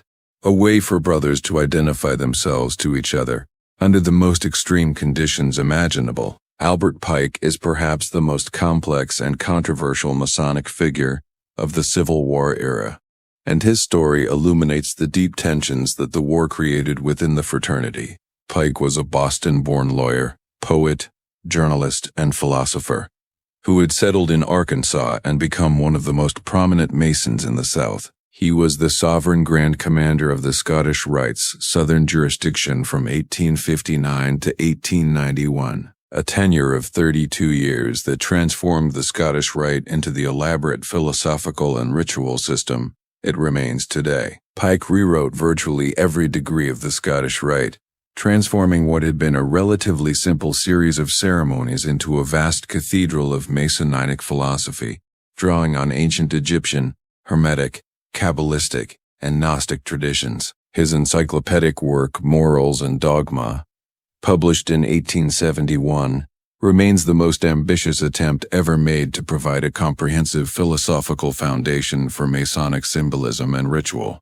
During the Civil War, Pike served as a Confederate general, commissioned to organize and lead Native American troops in the Indian Territory. His military career was undistinguished and ended in controversy, with Pike eventually resigning his commission after a dispute with his superiors over the conduct of his troops at the Battle of Pea Ridge. But his role as the leading Masonic intellectual of the Southern Confederacy placed him at the center of the question that the Civil War posed most sharply for American Freemasonry. Could a fraternity that claimed to transcend political and national divisions survive a conflict that divided its members into two armies committed to killing each other? Pike's answer, worked out over the years of the war and its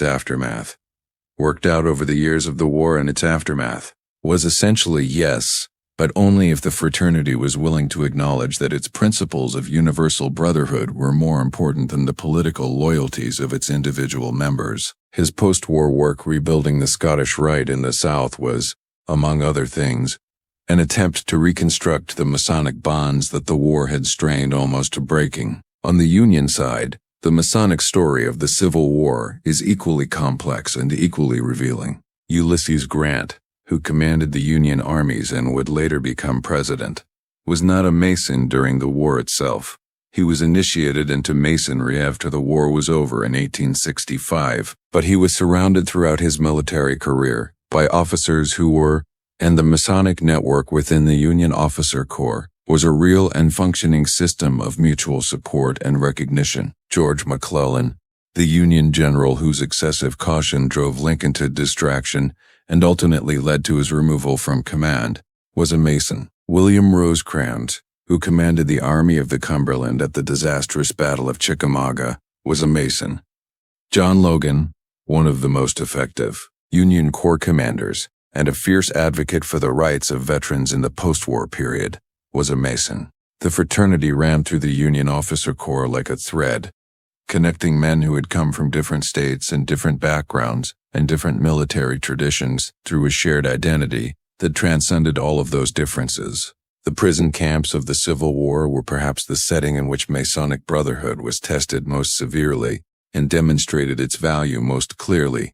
Conditions in Civil War prison camps were horrific on both sides. Andersonville, the Confederate prison camp in Georgia, became a byword for deliberate cruelty and murderous neglect, where nearly 13,000 Union prisoners died of disease, exposure, and starvation in the space of 14 months. Johnson's Island in Lake Erie, Camp Douglas in Chicago, and Point Lookout in Maryland were among the Union facilities where Confederate prisoners suffered high mortality rates from exposure and disease, if not from the deliberate brutality that characterized Andersonville. In these environments of extreme deprivation and vulnerability, the Masonic sign of distress became a survival tool of genuine practical value. There are numerous documented accounts of Union prisoners at Confederate facilities and Confederate prisoners at Union facilities being assisted by Masonic guards or administrators who recognized fraternal signs and responded with food, medical attention, better quarters, or simple human kindness that could make the difference between survival and death. The Masonic relief organizations that operated on both sides during the war deserve recognition in any honest account of the fraternity's role in the conflict. Grand Lodges in both North and South organized formal systems of relief for the families of brothers who had gone to war, providing financial assistance to widows and orphans, visiting the sick and wounded, and maintaining the social safety net that the lodge has always provided for its members in times of crisis. The scale of the need created by 4 years of industrial warfare overwhelmed these systems in many cases, but the effort itself was remarkable, a demonstration that even when the fraternity was politically divided, its fundamental commitment to the welfare of its members and their families remained operative. The reconciliation of American Freemasonry after the Civil War was both faster and more complete than the political reconciliation of the nation as a whole. Within a decade of the war's end, Northern and Southern Grand Lodges had reestablished fraternal relations, exchanged official representatives, and resumed the normal business of a unified American Masonic community. This was not because the Masons of the South had abandoned their Confederate identity or their grief for the lost cause. They had not. It was because the Masonic framework provided a language of reconciliation, of brotherhood transcending political division, of the shared obligation of the lodge superseding the antagonisms of the battlefield, that made rapprochement possible even before the deeper political wounds of Reconstruction had begun to heal. Albert Pike, who had fought for the Confederacy and remained unrepentant about it, was nonetheless able to work constructively with Northern Masonic leaders in the reconstruction of the Scottish Rite as a unified national institution. The paradox of a Confederate general helping to rebuild a fraternity dedicated to universal brotherhood was not lost on contemporaries. But it was a paradox that American Freemasonry proved capable of containing. The lodge room, with its insistence that all men stand as equals before the great architect, regardless of their station in the world outside, provided a space in which former enemies could meet as brothers and begin the slow, painful work of becoming Americans again. The stories that came out of the Civil War about Masonic mercy and brotherhood, Armistead and Bingham at Gettysburg, the prison camp rescues, the battlefield acts of kindness that crossed the lines of military enmity, became, in the post-war period, a kind of civic mythology. They were told and retold in lodge rooms across the country, North and South, as evidence of what the Brotherhood was capable of at its best. They were cited by Masonic writers and speakers as proof that the principles of the fraternity, brotherly love, the obligation to aid a brother in distress, the equality of all men within the lodge, were not merely ceremonial abstractions, but living commitments that could survive even the most extreme test that history could devise. That mythology served a purpose. It helped American Freemasonry present itself, in the decades after the war, as a force for national unity, rather than sectional division, as a brotherhood that had maintained its essential integrity, even when the nation around it had torn itself apart. Whether that self-presentation was entirely accurate is a question that historians can debate. The fraternity had its failures during the war, its moments when fraternal obligation gave way to military duty or personal hatred or simple fear. The brotherhood is made of human beings, and human beings are capable of both extraordinary nobility and extraordinary cruelty even within the same moral framework. But the stories of mercy and brotherhood that the Civil War produced are real. They happened. They are documented in enough specific detail from enough independent sources to be accepted as genuine historical facts rather than pious legend, and they tell us something important about what the Masonic fraternity actually is, at its best and in its deepest intention. Not a political organization, not a conspiracy, not a network of worldly power, but a brotherhood, a group of men who have sworn an ancient oath to one another, and who, when the world around them is doing its worst, sometimes find the strength to honor that oath across every line that the world has drawn between them. The 20th century was the American century. It was the 100 years during which the United States rose from a regional power, with a modest military and a largely agricultural economy, to the dominant force in global politics, finance, culture, and technology. It was the century of 2 world wars, the Great Depression, the atomic bomb, the Cold War, the space race, the civil rights movement, the assassination of presidents, the collapse of the Soviet Union, and the birth of the Internet. It was a century of almost incomprehensible change, driven by forces of such complexity and scale that historians are still arguing about what caused what and who was responsible for which outcome. And running through that century, like a thread woven into a tapestry so large that most people never step back far enough to see the pattern, was the presence of Freemasons in positions of extraordinary power across every domain of American life: banking, media, politics, the military, modalities, the judiciary, the intelligence community, and the emerging institutions of global governance that the 20th century created and that still shape the world we live in today. To tell this story honestly requires a careful distinction between 2 very different kinds of claim. The first kind of claim is historical and documentable. That specific, God, named individuals who held specific positions of power in 20th century American life were confirmed Freemasons, and that their Masonic identity shaped an identity shaped orcs and their decisions. The second kind of claim is conspiratorial and largely unsupportable, that these individuals acted as a coordinated secret cabal, taking orders from a hidden Masonic hierarchy, deliberately manipulating world events according to a secret agenda encoded in Masonic ritual and philosophy. The first kind of claim is true and important and worth examining seriously. The second kind of claim is the stuff of internet forums and paperback thrillers, and it does a disservice to the genuine historical significance of Masonic influence by wrapping it in a layer of fantasy that makes serious examination impossible. What follows is an attempt to tell the first story clearly and honestly, without sliding into the second. The story of Mason influence on 20th century American banking begins, appropriately enough, with the Federal Reserve. The Federal Reserve System, created by the Federal Reserve Act of 1913, was the most significant transformation of the American financial system since the Civil War. It created a central banking system that gave the federal government, in cooperation with a network of private banks, the ability to control the money supply, set interest rates, and manage the economic cycles of expansion and contraction that had periodically devastated the American economy throughout the 19th century.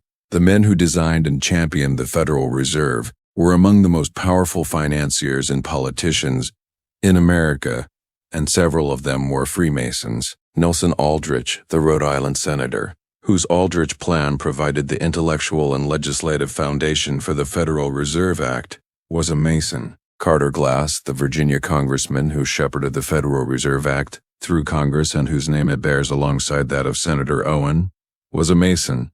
These men were not acting on Masonic instructions when Hay created the Federal Reserve. They were acting on their understanding of economic necessity and political possibility, shaped by years of experience in finance and government. But their Masonic identity connected them to networks of trust and shared values that made cooperation easier and consensus more achievable in the complex legislative battles that produced the act. The figure who towers above all others in the story of Masonic influence on 20th century American finance is not a banker or a senator, but a Secretary of the Treasury, Henry Morgenthau, Jr., who served as Franklin Roosevelt's Treasury Secretary from 1934 to 1945, was a Mason and one of the most consequential financial policymakers in American history. Morgenthau managed the financing of the New Deal, oversaw the transformation of the American economy from depression to wartime production, and played a central role in the Bretton Woods Conference of 1944, which created the international financial architecture that governed the global economy for the next 3 decades. The International Monetary Fund, the World Bank, and the system of fixed exchange rates that made the dollar the world's reserve currency. The Bretton Woods system was, in a very real sense, the financial foundation of the American century, and one of its principal architects was a Freemason whose philosophical commitments to international cooperation, mutual obligation, and the Brotherhood of Nations were entirely consistent with the Masonic values he had sworn to uphold. Henry Wallace, whose Masonic and esoteric interests we have discussed in the context of the dollar bill, served as Roosevelt's Secretary of Agriculture and then as Vice President before being replaced on the ticket in 1944 by Harry Truman. Wallace was a figure of extraordinary complexity, a brilliant agricultural scientist, a visionary political thinker, a man whose interests in Masonic symbolism, theosophy, and mystical philosophy coexisted uneasily with his role as a mainstream political leader. His championship of the inclusion of the Great Seal on the dollar bill was the most visible expression of his Masonic and esoteric values, but it was far from the only one. Wallace believed genuinely and passionately that America had a special spiritual destiny, that the new order of the ages proclaimed on the dollar bill was not merely a historical achievement, but an ongoing obligation, that the United States was called by divine providence to lead the world toward a future of peace, justice, and universal brotherhood. These ideas, deeply rooted in Masonic philosophy, shaped his political vision in ways that were sometimes inspiring and sometimes politically catastrophic. The military dimension of Masonic influence in the 20th century is substantial and largely unexamined. The American military establishment of the 20th century was deeply penetrated by Freemasonry at every level. From enlisted men to the highest ranks of the officer corps, Douglas MacArthur, the brilliant and imperious general who commanded American forces in the Pacific during World War II and in Korea, was a Mason. Initiated into Manila Lodge No. 1 in the Philippines in 1936, MacArthur's relationship with Freemasonry was consistent with his general character, intense, personal, and invested with a sense of sacred mission. He saw himself, not without justification, as a figure of world historical importance, and his Masonic identity fed into a sense of himself as a builder of civilization in the Far East, a man engaged in the great Masonic project of constructing a more enlightened and more just world. Omar Bradley, the general who commanded the largest American field army in history during the final campaigns of the Second World War in Europe, and who later became the first chairman of the Joint Chiefs of Staff, was a Mason. Bradley was in many ways MacArthur's temperamental opposite, modest, methodical, genuinely concerned with the welfare of the ordinary soldier in a way that MacArthur, with his theatrical grandeur, never quite managed to be. His Masonic values of brotherhood, mutual obligation, and the equal worth of every man expressed themselves in a command style that prioritized the lives of his soldiers and a post-war career in veterans advocacy that made him one of the most beloved military figures of his generation. The intelligence community that the United States built during and after the Second World War was similarly saturated with Masonic membership. Wild Bill Donovan, who founded the Office of Strategic Services, the wartime intelligence agency that was the precursor to the CIA, was a Mason. Allen Dulles, who served as Director of Central Intelligence from 1953 to 1961, and who built the CIA into the most powerful intelligence organization in the world, was a Mason.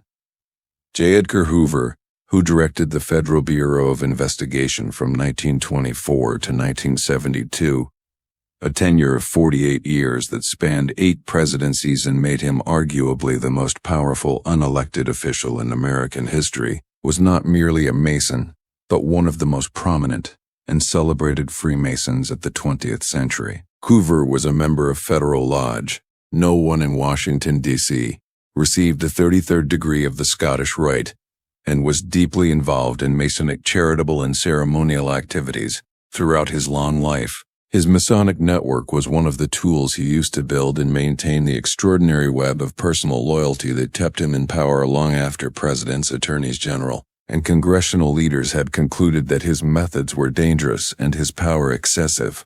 Hoover's case is perhaps the most instructive example of the double-edged nature of Masonic influence in 20th century American life. The same fraternity network that provided him with trusted contacts and loyal subordinates also insulated him from accountability. The Masonic bond of brotherhood, with its emphasis on loyalty to the fraternity and protection of brothers in distress, could function as a shield against legitimate oversight and a mechanism for the abuse of power as easily as it could function as a framework for moral virtue. Hoover used his position to accumulate secret files on politicians, journalists, civil rights leaders, and anyone else he perceived as a threat to his power or to his vision of American social order. He used those files to intimidate, to blackmail, to suppress political movements he disapproved of, and to maintain his grip on the FBI against the wishes of multiple presidents who would gladly have removed him. His Masonic identity did not cause these abuses, but the network of fraternal loyalty it provided certainly facilitated them. The media dimension of Masonic influence in the 20th century is less well documented than the political and military dimensions, but no less real. The men who built the great media institutions of the 20th century, the newspaper chains, the radio networks, the television empires, the Hollywood studios, moved in the same social and professional circles as the politicians and financiers and military officers of their era, and those circles were heavily Masonic. William Randolph Hearst, whose newspaper empire made him the most powerful media figure of the first half of the 20th century, was a Mason. Hearst's newspapers played a significant role in shaping American public opinion on some of the most consequential issues of his era: the Spanish-American War, the labor movement, the rise of fascism in Europe, the political career of Franklin Roosevelt, and his Masonic identity was part of the social and philosophical framework within which he operated. The entertainment industry that Hollywood represented was another domain in which Masonic membership was widespread among the men who held power. Cecil B. DeMille, the most commercially successful director of the first half of the 20th century, was a 33rd-degree Mason whose epic films, The Ten Commandments, Samson and Delilah, The King of Kings, were saturated with the religious and moral themes that Masonic philosophy had always emphasized. DeMille's Masonic identity was not incidental to his artistic vision. His fascination with ancient history, with the moral dimensions of power, with the relationship between divine law and human ambition, all reflected the philosophical preoccupations that Freemasonry had cultivated in him over decades of lodge membership and Scottish Rite degree work. The political story of Masonic influence in the 20th century reaches its climax, in some ways with the presidency of Harry Truman, whose passionate commitment to the fraternity we have already discussed. But Truman's Masonic influence extended beyond his own presidency. His decision to recognize the State of Israel in 1948, made over the fierce objections of his Secretary of State George Marshall and most of the foreign policy establishment, was shaped in part by his personal religious convictions and his sense of historical obligation to the Jewish people. It was also shaped, at least in part, by his Masonic understanding of the significance of the Holy Land and Solomon's Temple in the philosophical tradition he had devoted his adult life to studying. The connection between Freemasonry and the Zionist project is complex and contested, but it is real. And Truman's recognition of Israel, a decision that shaped the geopolitics of the Middle East for the rest of the century and beyond, cannot be fully understood without acknowledging the Masonic philosophical framework within which Truman made it. The Cold War era produced its own Masonic stories, some of them deeply troubling. The network of loyalty and secrecy that Freemasonry provided could be, and in some documented cases was, exploited by foreign intelligence services seeking to penetrate American institutions. The Cambridge Five, the British spy ring that passed atomic secrets to the Soviet Union, included members with Masonic connections. and the investigation of communist infiltration of American institutions that consumed so much of the political energy of the 1950s, raised legitimate questions about the degree to which any secret fraternal organization could guarantee the loyalty of its members to the state rather than to the Brotherhood. The Warren Commission, which investigated the assassination of John F. Kennedy in 1963, was chaired by Chief Justice Earl Warren, a 33rd-degree Mason. Its members included Gerald Ford, also a Mason, who served as the Commission's liaison to the FBI, to J. Edgar Hoover, also a Mason. The Commission's conclusion that Lee Harvey Oswald acted alone in killing the president has been disputed by a majority of the American public since the day it was published, and the presence of multiple Masons in key positions on the Commission has inevitably fueled speculation about a Masonic cover-up. The evidence for such a cover-up is thin to non-existent, and the Warren Commission's failures, and it had real failures, of methodology and of imagination, are better explained by institutional incompetence and political pressure than by Masonic conspiracy. But the optics of a Masonic Chief Justice, a Masonic Congressman, and a Masonic FBI Director all playing central roles in the investigation of a presidential assassination are, at minimum, a reminder of how thoroughly the fraternity had penetrated the commanding heights of mid-20th century American power. By the end of the 20th century, the visible power of Freemasonry in American public life had diminished considerably from its peak in the mid-century decades. Lodge membership declined sharply from the 1960s onward, as the social and cultural changes of that era made the all-male, ritually conservative fraternal organization seem anachronistic to a generation that was questioning every form of traditional authority. The great Masonic presidents of the mid-century, Roosevelt, Truman, Eisenhower, Lyndon Johnson, were not replaced by equally committed Masonic successors. The fraternity receded from the foreground of American political culture, though it never disappeared entirely. But the 20th century legacy of Masonic influence on American banking, media, and politics is not erased by that recession. The institutions that Masonic figures helped build, the Federal Reserve, the World Bank, the IMF, the CIA, the FBI, the military-industrial complex, the great media empires, remain the structural foundations of American power in the 21st century. The philosophical values that Masonic founders encoded in those institutions, a belief in rational order, in the possibility of human progress, in the obligation of the powerful to protect the weak, in the brotherhood of nations as well as of men, continue to shape, however imperfectly and inconsistently, the way those institutions understand their purpose and their obligations. The shadow of the 20th century Masonic establishment falls across the present in ways that are rarely acknowledged and even more rarely understood. But it falls, and for those who know how to look, it is visible everywhere.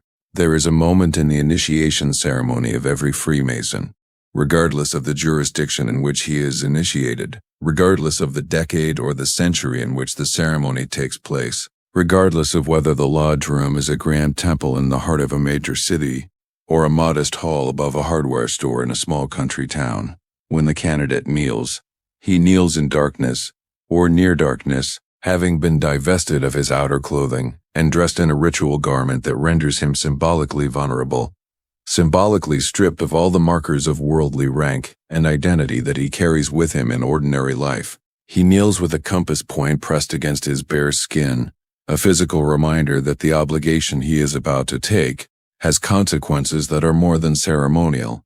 And in that posture of submission and solemnity, with his hand on the volume of sacred law, the Bible in most Anglo-American jurisdictions, but whatever text the candidate considers most sacred and binding in his own tradition, he speaks words that have been spoken by millions of men across hundreds of years and dozens of languages on every continent on earth.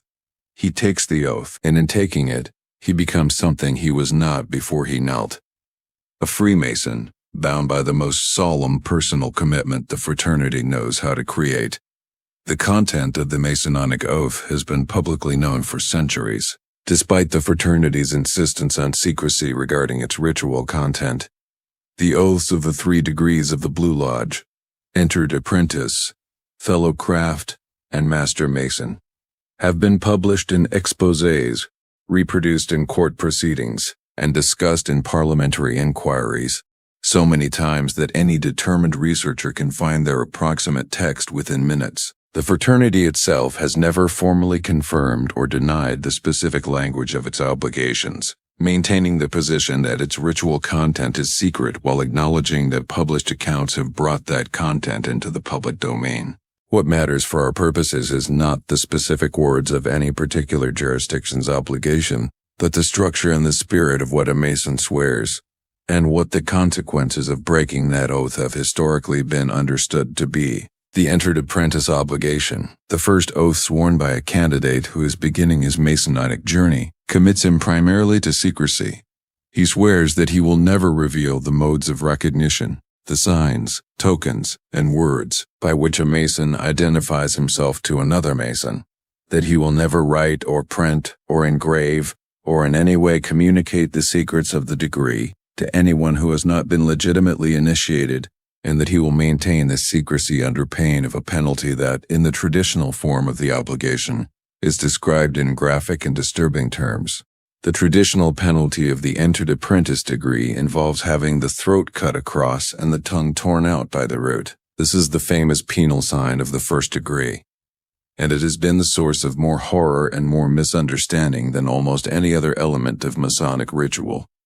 Since the fraternity first came to public attention in the early 18th century, it is essential to understand what these penalties are and what they are not, because the misunderstanding of this point has fueled centuries of anti-Masonic hysteria and has caused genuine harm both to the fraternity's reputation and to the ability of serious people to think clearly about what the oath actually means. The penalties described in Masonic obligations are not instructions for what the lodge will do to a brother who breaks his oath.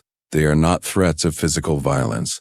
They are symbolic expressions of the seriousness with which the obligation is being taken. They derive from ancient traditions of oath-taking, in which the swearer voluntarily subjected himself to terrible consequences if he proved false, as a way of demonstrating to his oath partners that his commitment was absolute. The Mason who swears to keep his secrets under pain of having his throat cut is not agreeing to be murdered if he talks. He is saying symbolically that he would rather suffer the worst fate imaginable than be the kind of man who breaks his word. The penalty is a measure of the sincerity of the commitment, not a description of a punishment that will be administered by the lodge. Modern Mason jurisdictions, particularly in the Anglo-American tradition,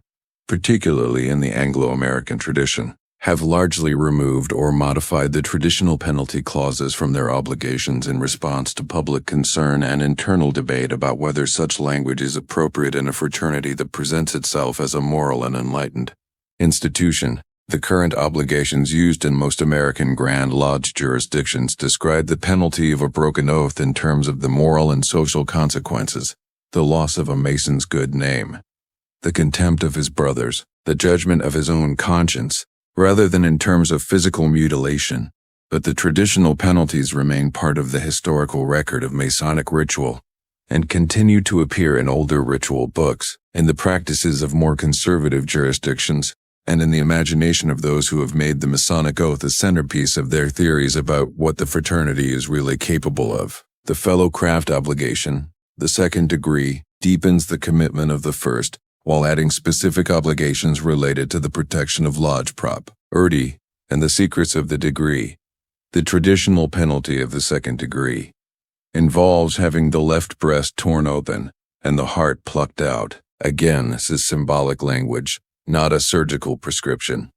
But the escalation of the symbolic penalty from the first degree to the second reflects the escalating seriousness of the commitment being made. A Mason who reaches the fellow craft degree has demonstrated his reliability at the first degree and is being trusted with more.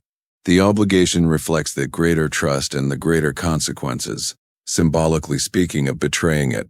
The Master Mason obligation, the third and culminating degree of the Blue Lodge, is the most solemn and most elaborate of the three.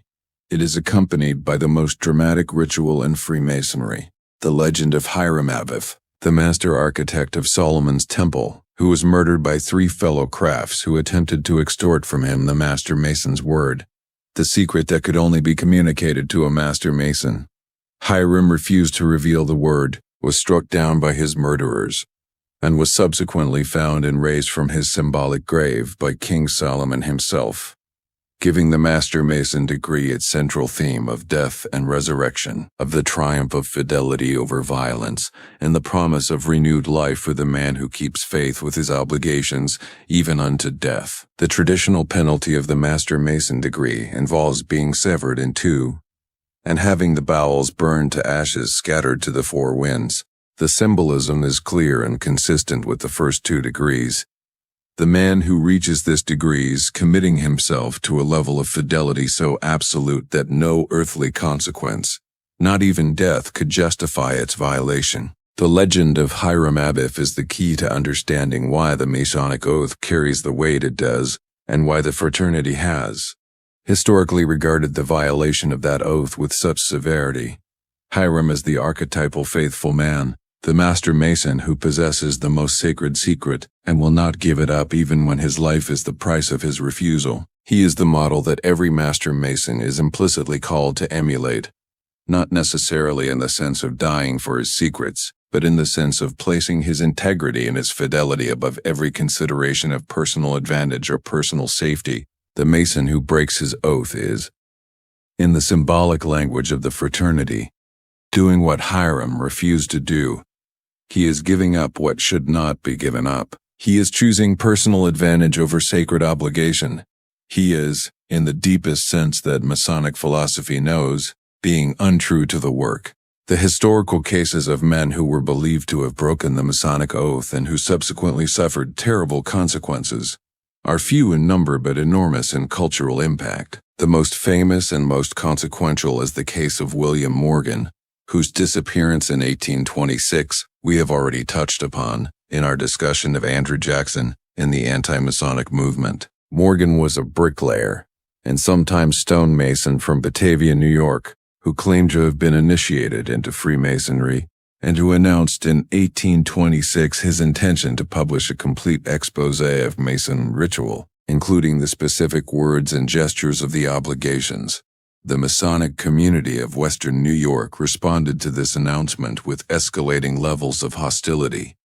Morgan was arrested on spurious charges, his publisher's shop was attacked, and in September 1826, shortly before his book was scheduled to go to press, he was abducted from the jail in Canandaigua, where he was being held and was never seen again. The Morgan affair shocked the nation. It provided what appeared to be concrete evidence that the Masonic threat to violently punish oathbreakers was not merely symbolic, but was actually carried out, that the fraternity was capable of organizing the abduction and presumably the murder of a man who had committed the offense of revealing its secrets.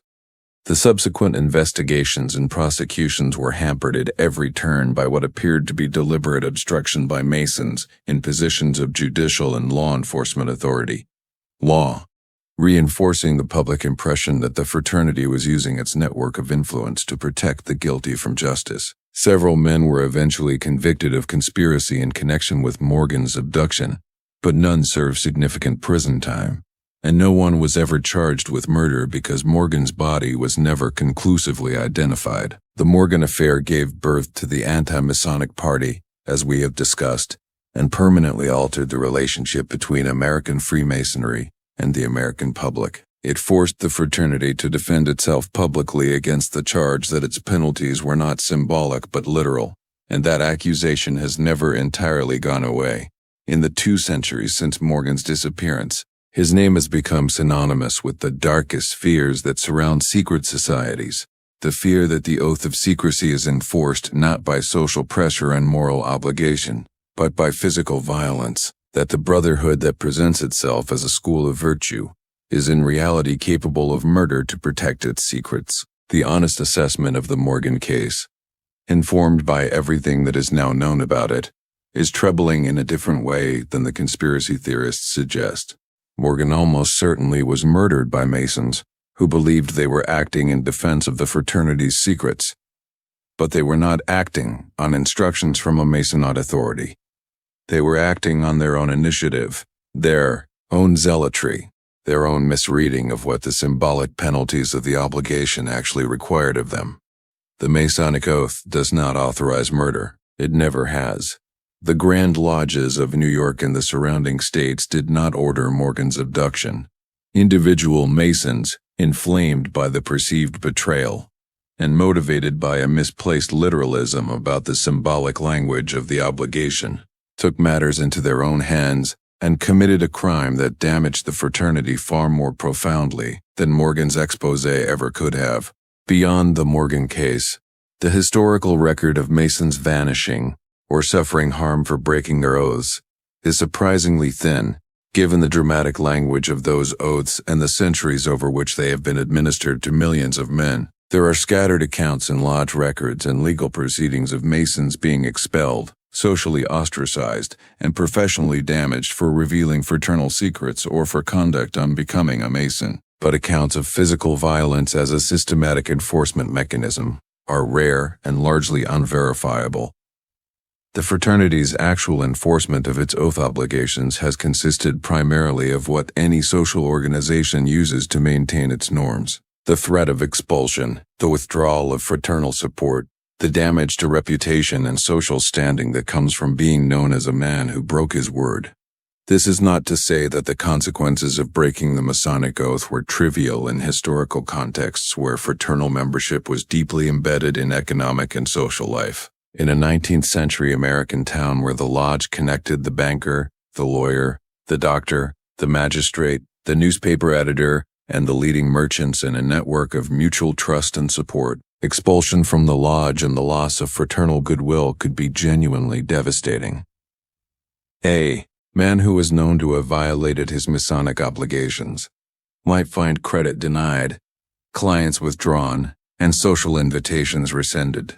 The economic and social consequences of oath-breaking could be severe enough, in the right context, to make the penalty clauses of the obligation feel very real and very immediate even without any threat of physical violence. The higher degrees of Freemasonry, particularly in the Scottish Rite and the York Rite, add additional layers of obligation on top of the Blue Lodge oaths, each with its own symbolic penalties and each demanding a deeper and more comprehensive commitment to the principles and secrets of the degree. The 33rd degree of the Scottish Rite, the highest that the fraternity regularly confers, carries with it obligations of such seriousness and specificity that the men who receive it are understood to have placed themselves entirely and irrevocably within the moral framework of the fraternity. A 33rd degree Mason who violates his obligations has not merely broken a promise.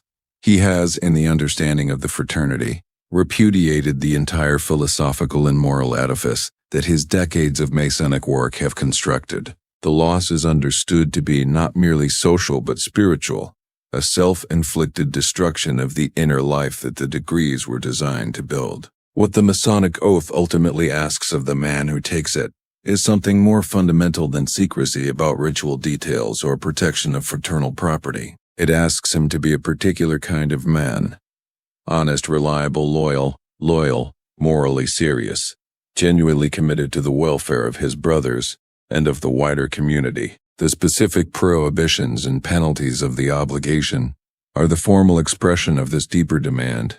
A Mason who keeps the letter of his oath while violating its spirit, who never reveals the signs and paths, swords while treating his brothers with dishonesty or contempt, has broken something more important than the formal obligation.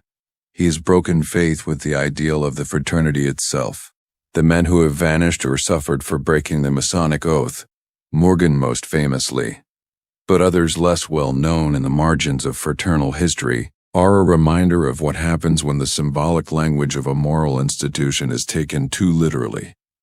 When the poetry of obligation is misread as a practical instruction manual, the penal signs of the Masonic degrees were never meant to be executed.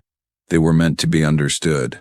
They were meant to convey, in the visceral and unforgettable language of physical consequence, the absolute seriousness of the commitment being made, that some men, in some times and places, have failed to understand the difference between the symbol and the act as a tragedy. both for the victims and for the fraternity, that their violence misrepresented. But it is a human tragedy, not a Mason knock. 1. It is what happens when the shadow side of institutional loyalty, the part that says protect the Brotherhood at any cost, overwhelms the moral intelligence that the institution was designed to cultivate. The oath binds. It was always meant to bind. What it was never meant to do was kill. And the long, complicated, sometimes bloody history of what men have done in its name is ultimately a story not about the darkness of the fraternity, but about the darkness that exists in human beings, and that no oath, however solemnly sworn, can entirely contain. And there it is, the secret handshake of history, finally decoded. From the lodge rooms of Colonial Boston to the corridors of the CIA, from the cornerstone of the Capitol to the battlefield mercy of Gettysburg, from the dollar bill in your pocket to the oath sworn in darkness by millions of men across centuries, Freemasonry did not just brush against American history. It built it, stone by stone, degree by degree, brother by brother. The symbols were never hidden. They were always in plain sight, waiting for the eyes that knew how to read them. Now, yours do. That's where we'll leave it for tonight. Let the mystery settle. Let the symbols sit with you.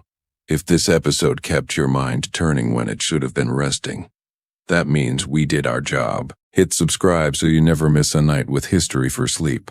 And if you want to go deeper, the full series is waiting for you. Now close your eyes. The Brotherhood has kept its secrets for 300 years. They'll still be there in the morning. Sleep well.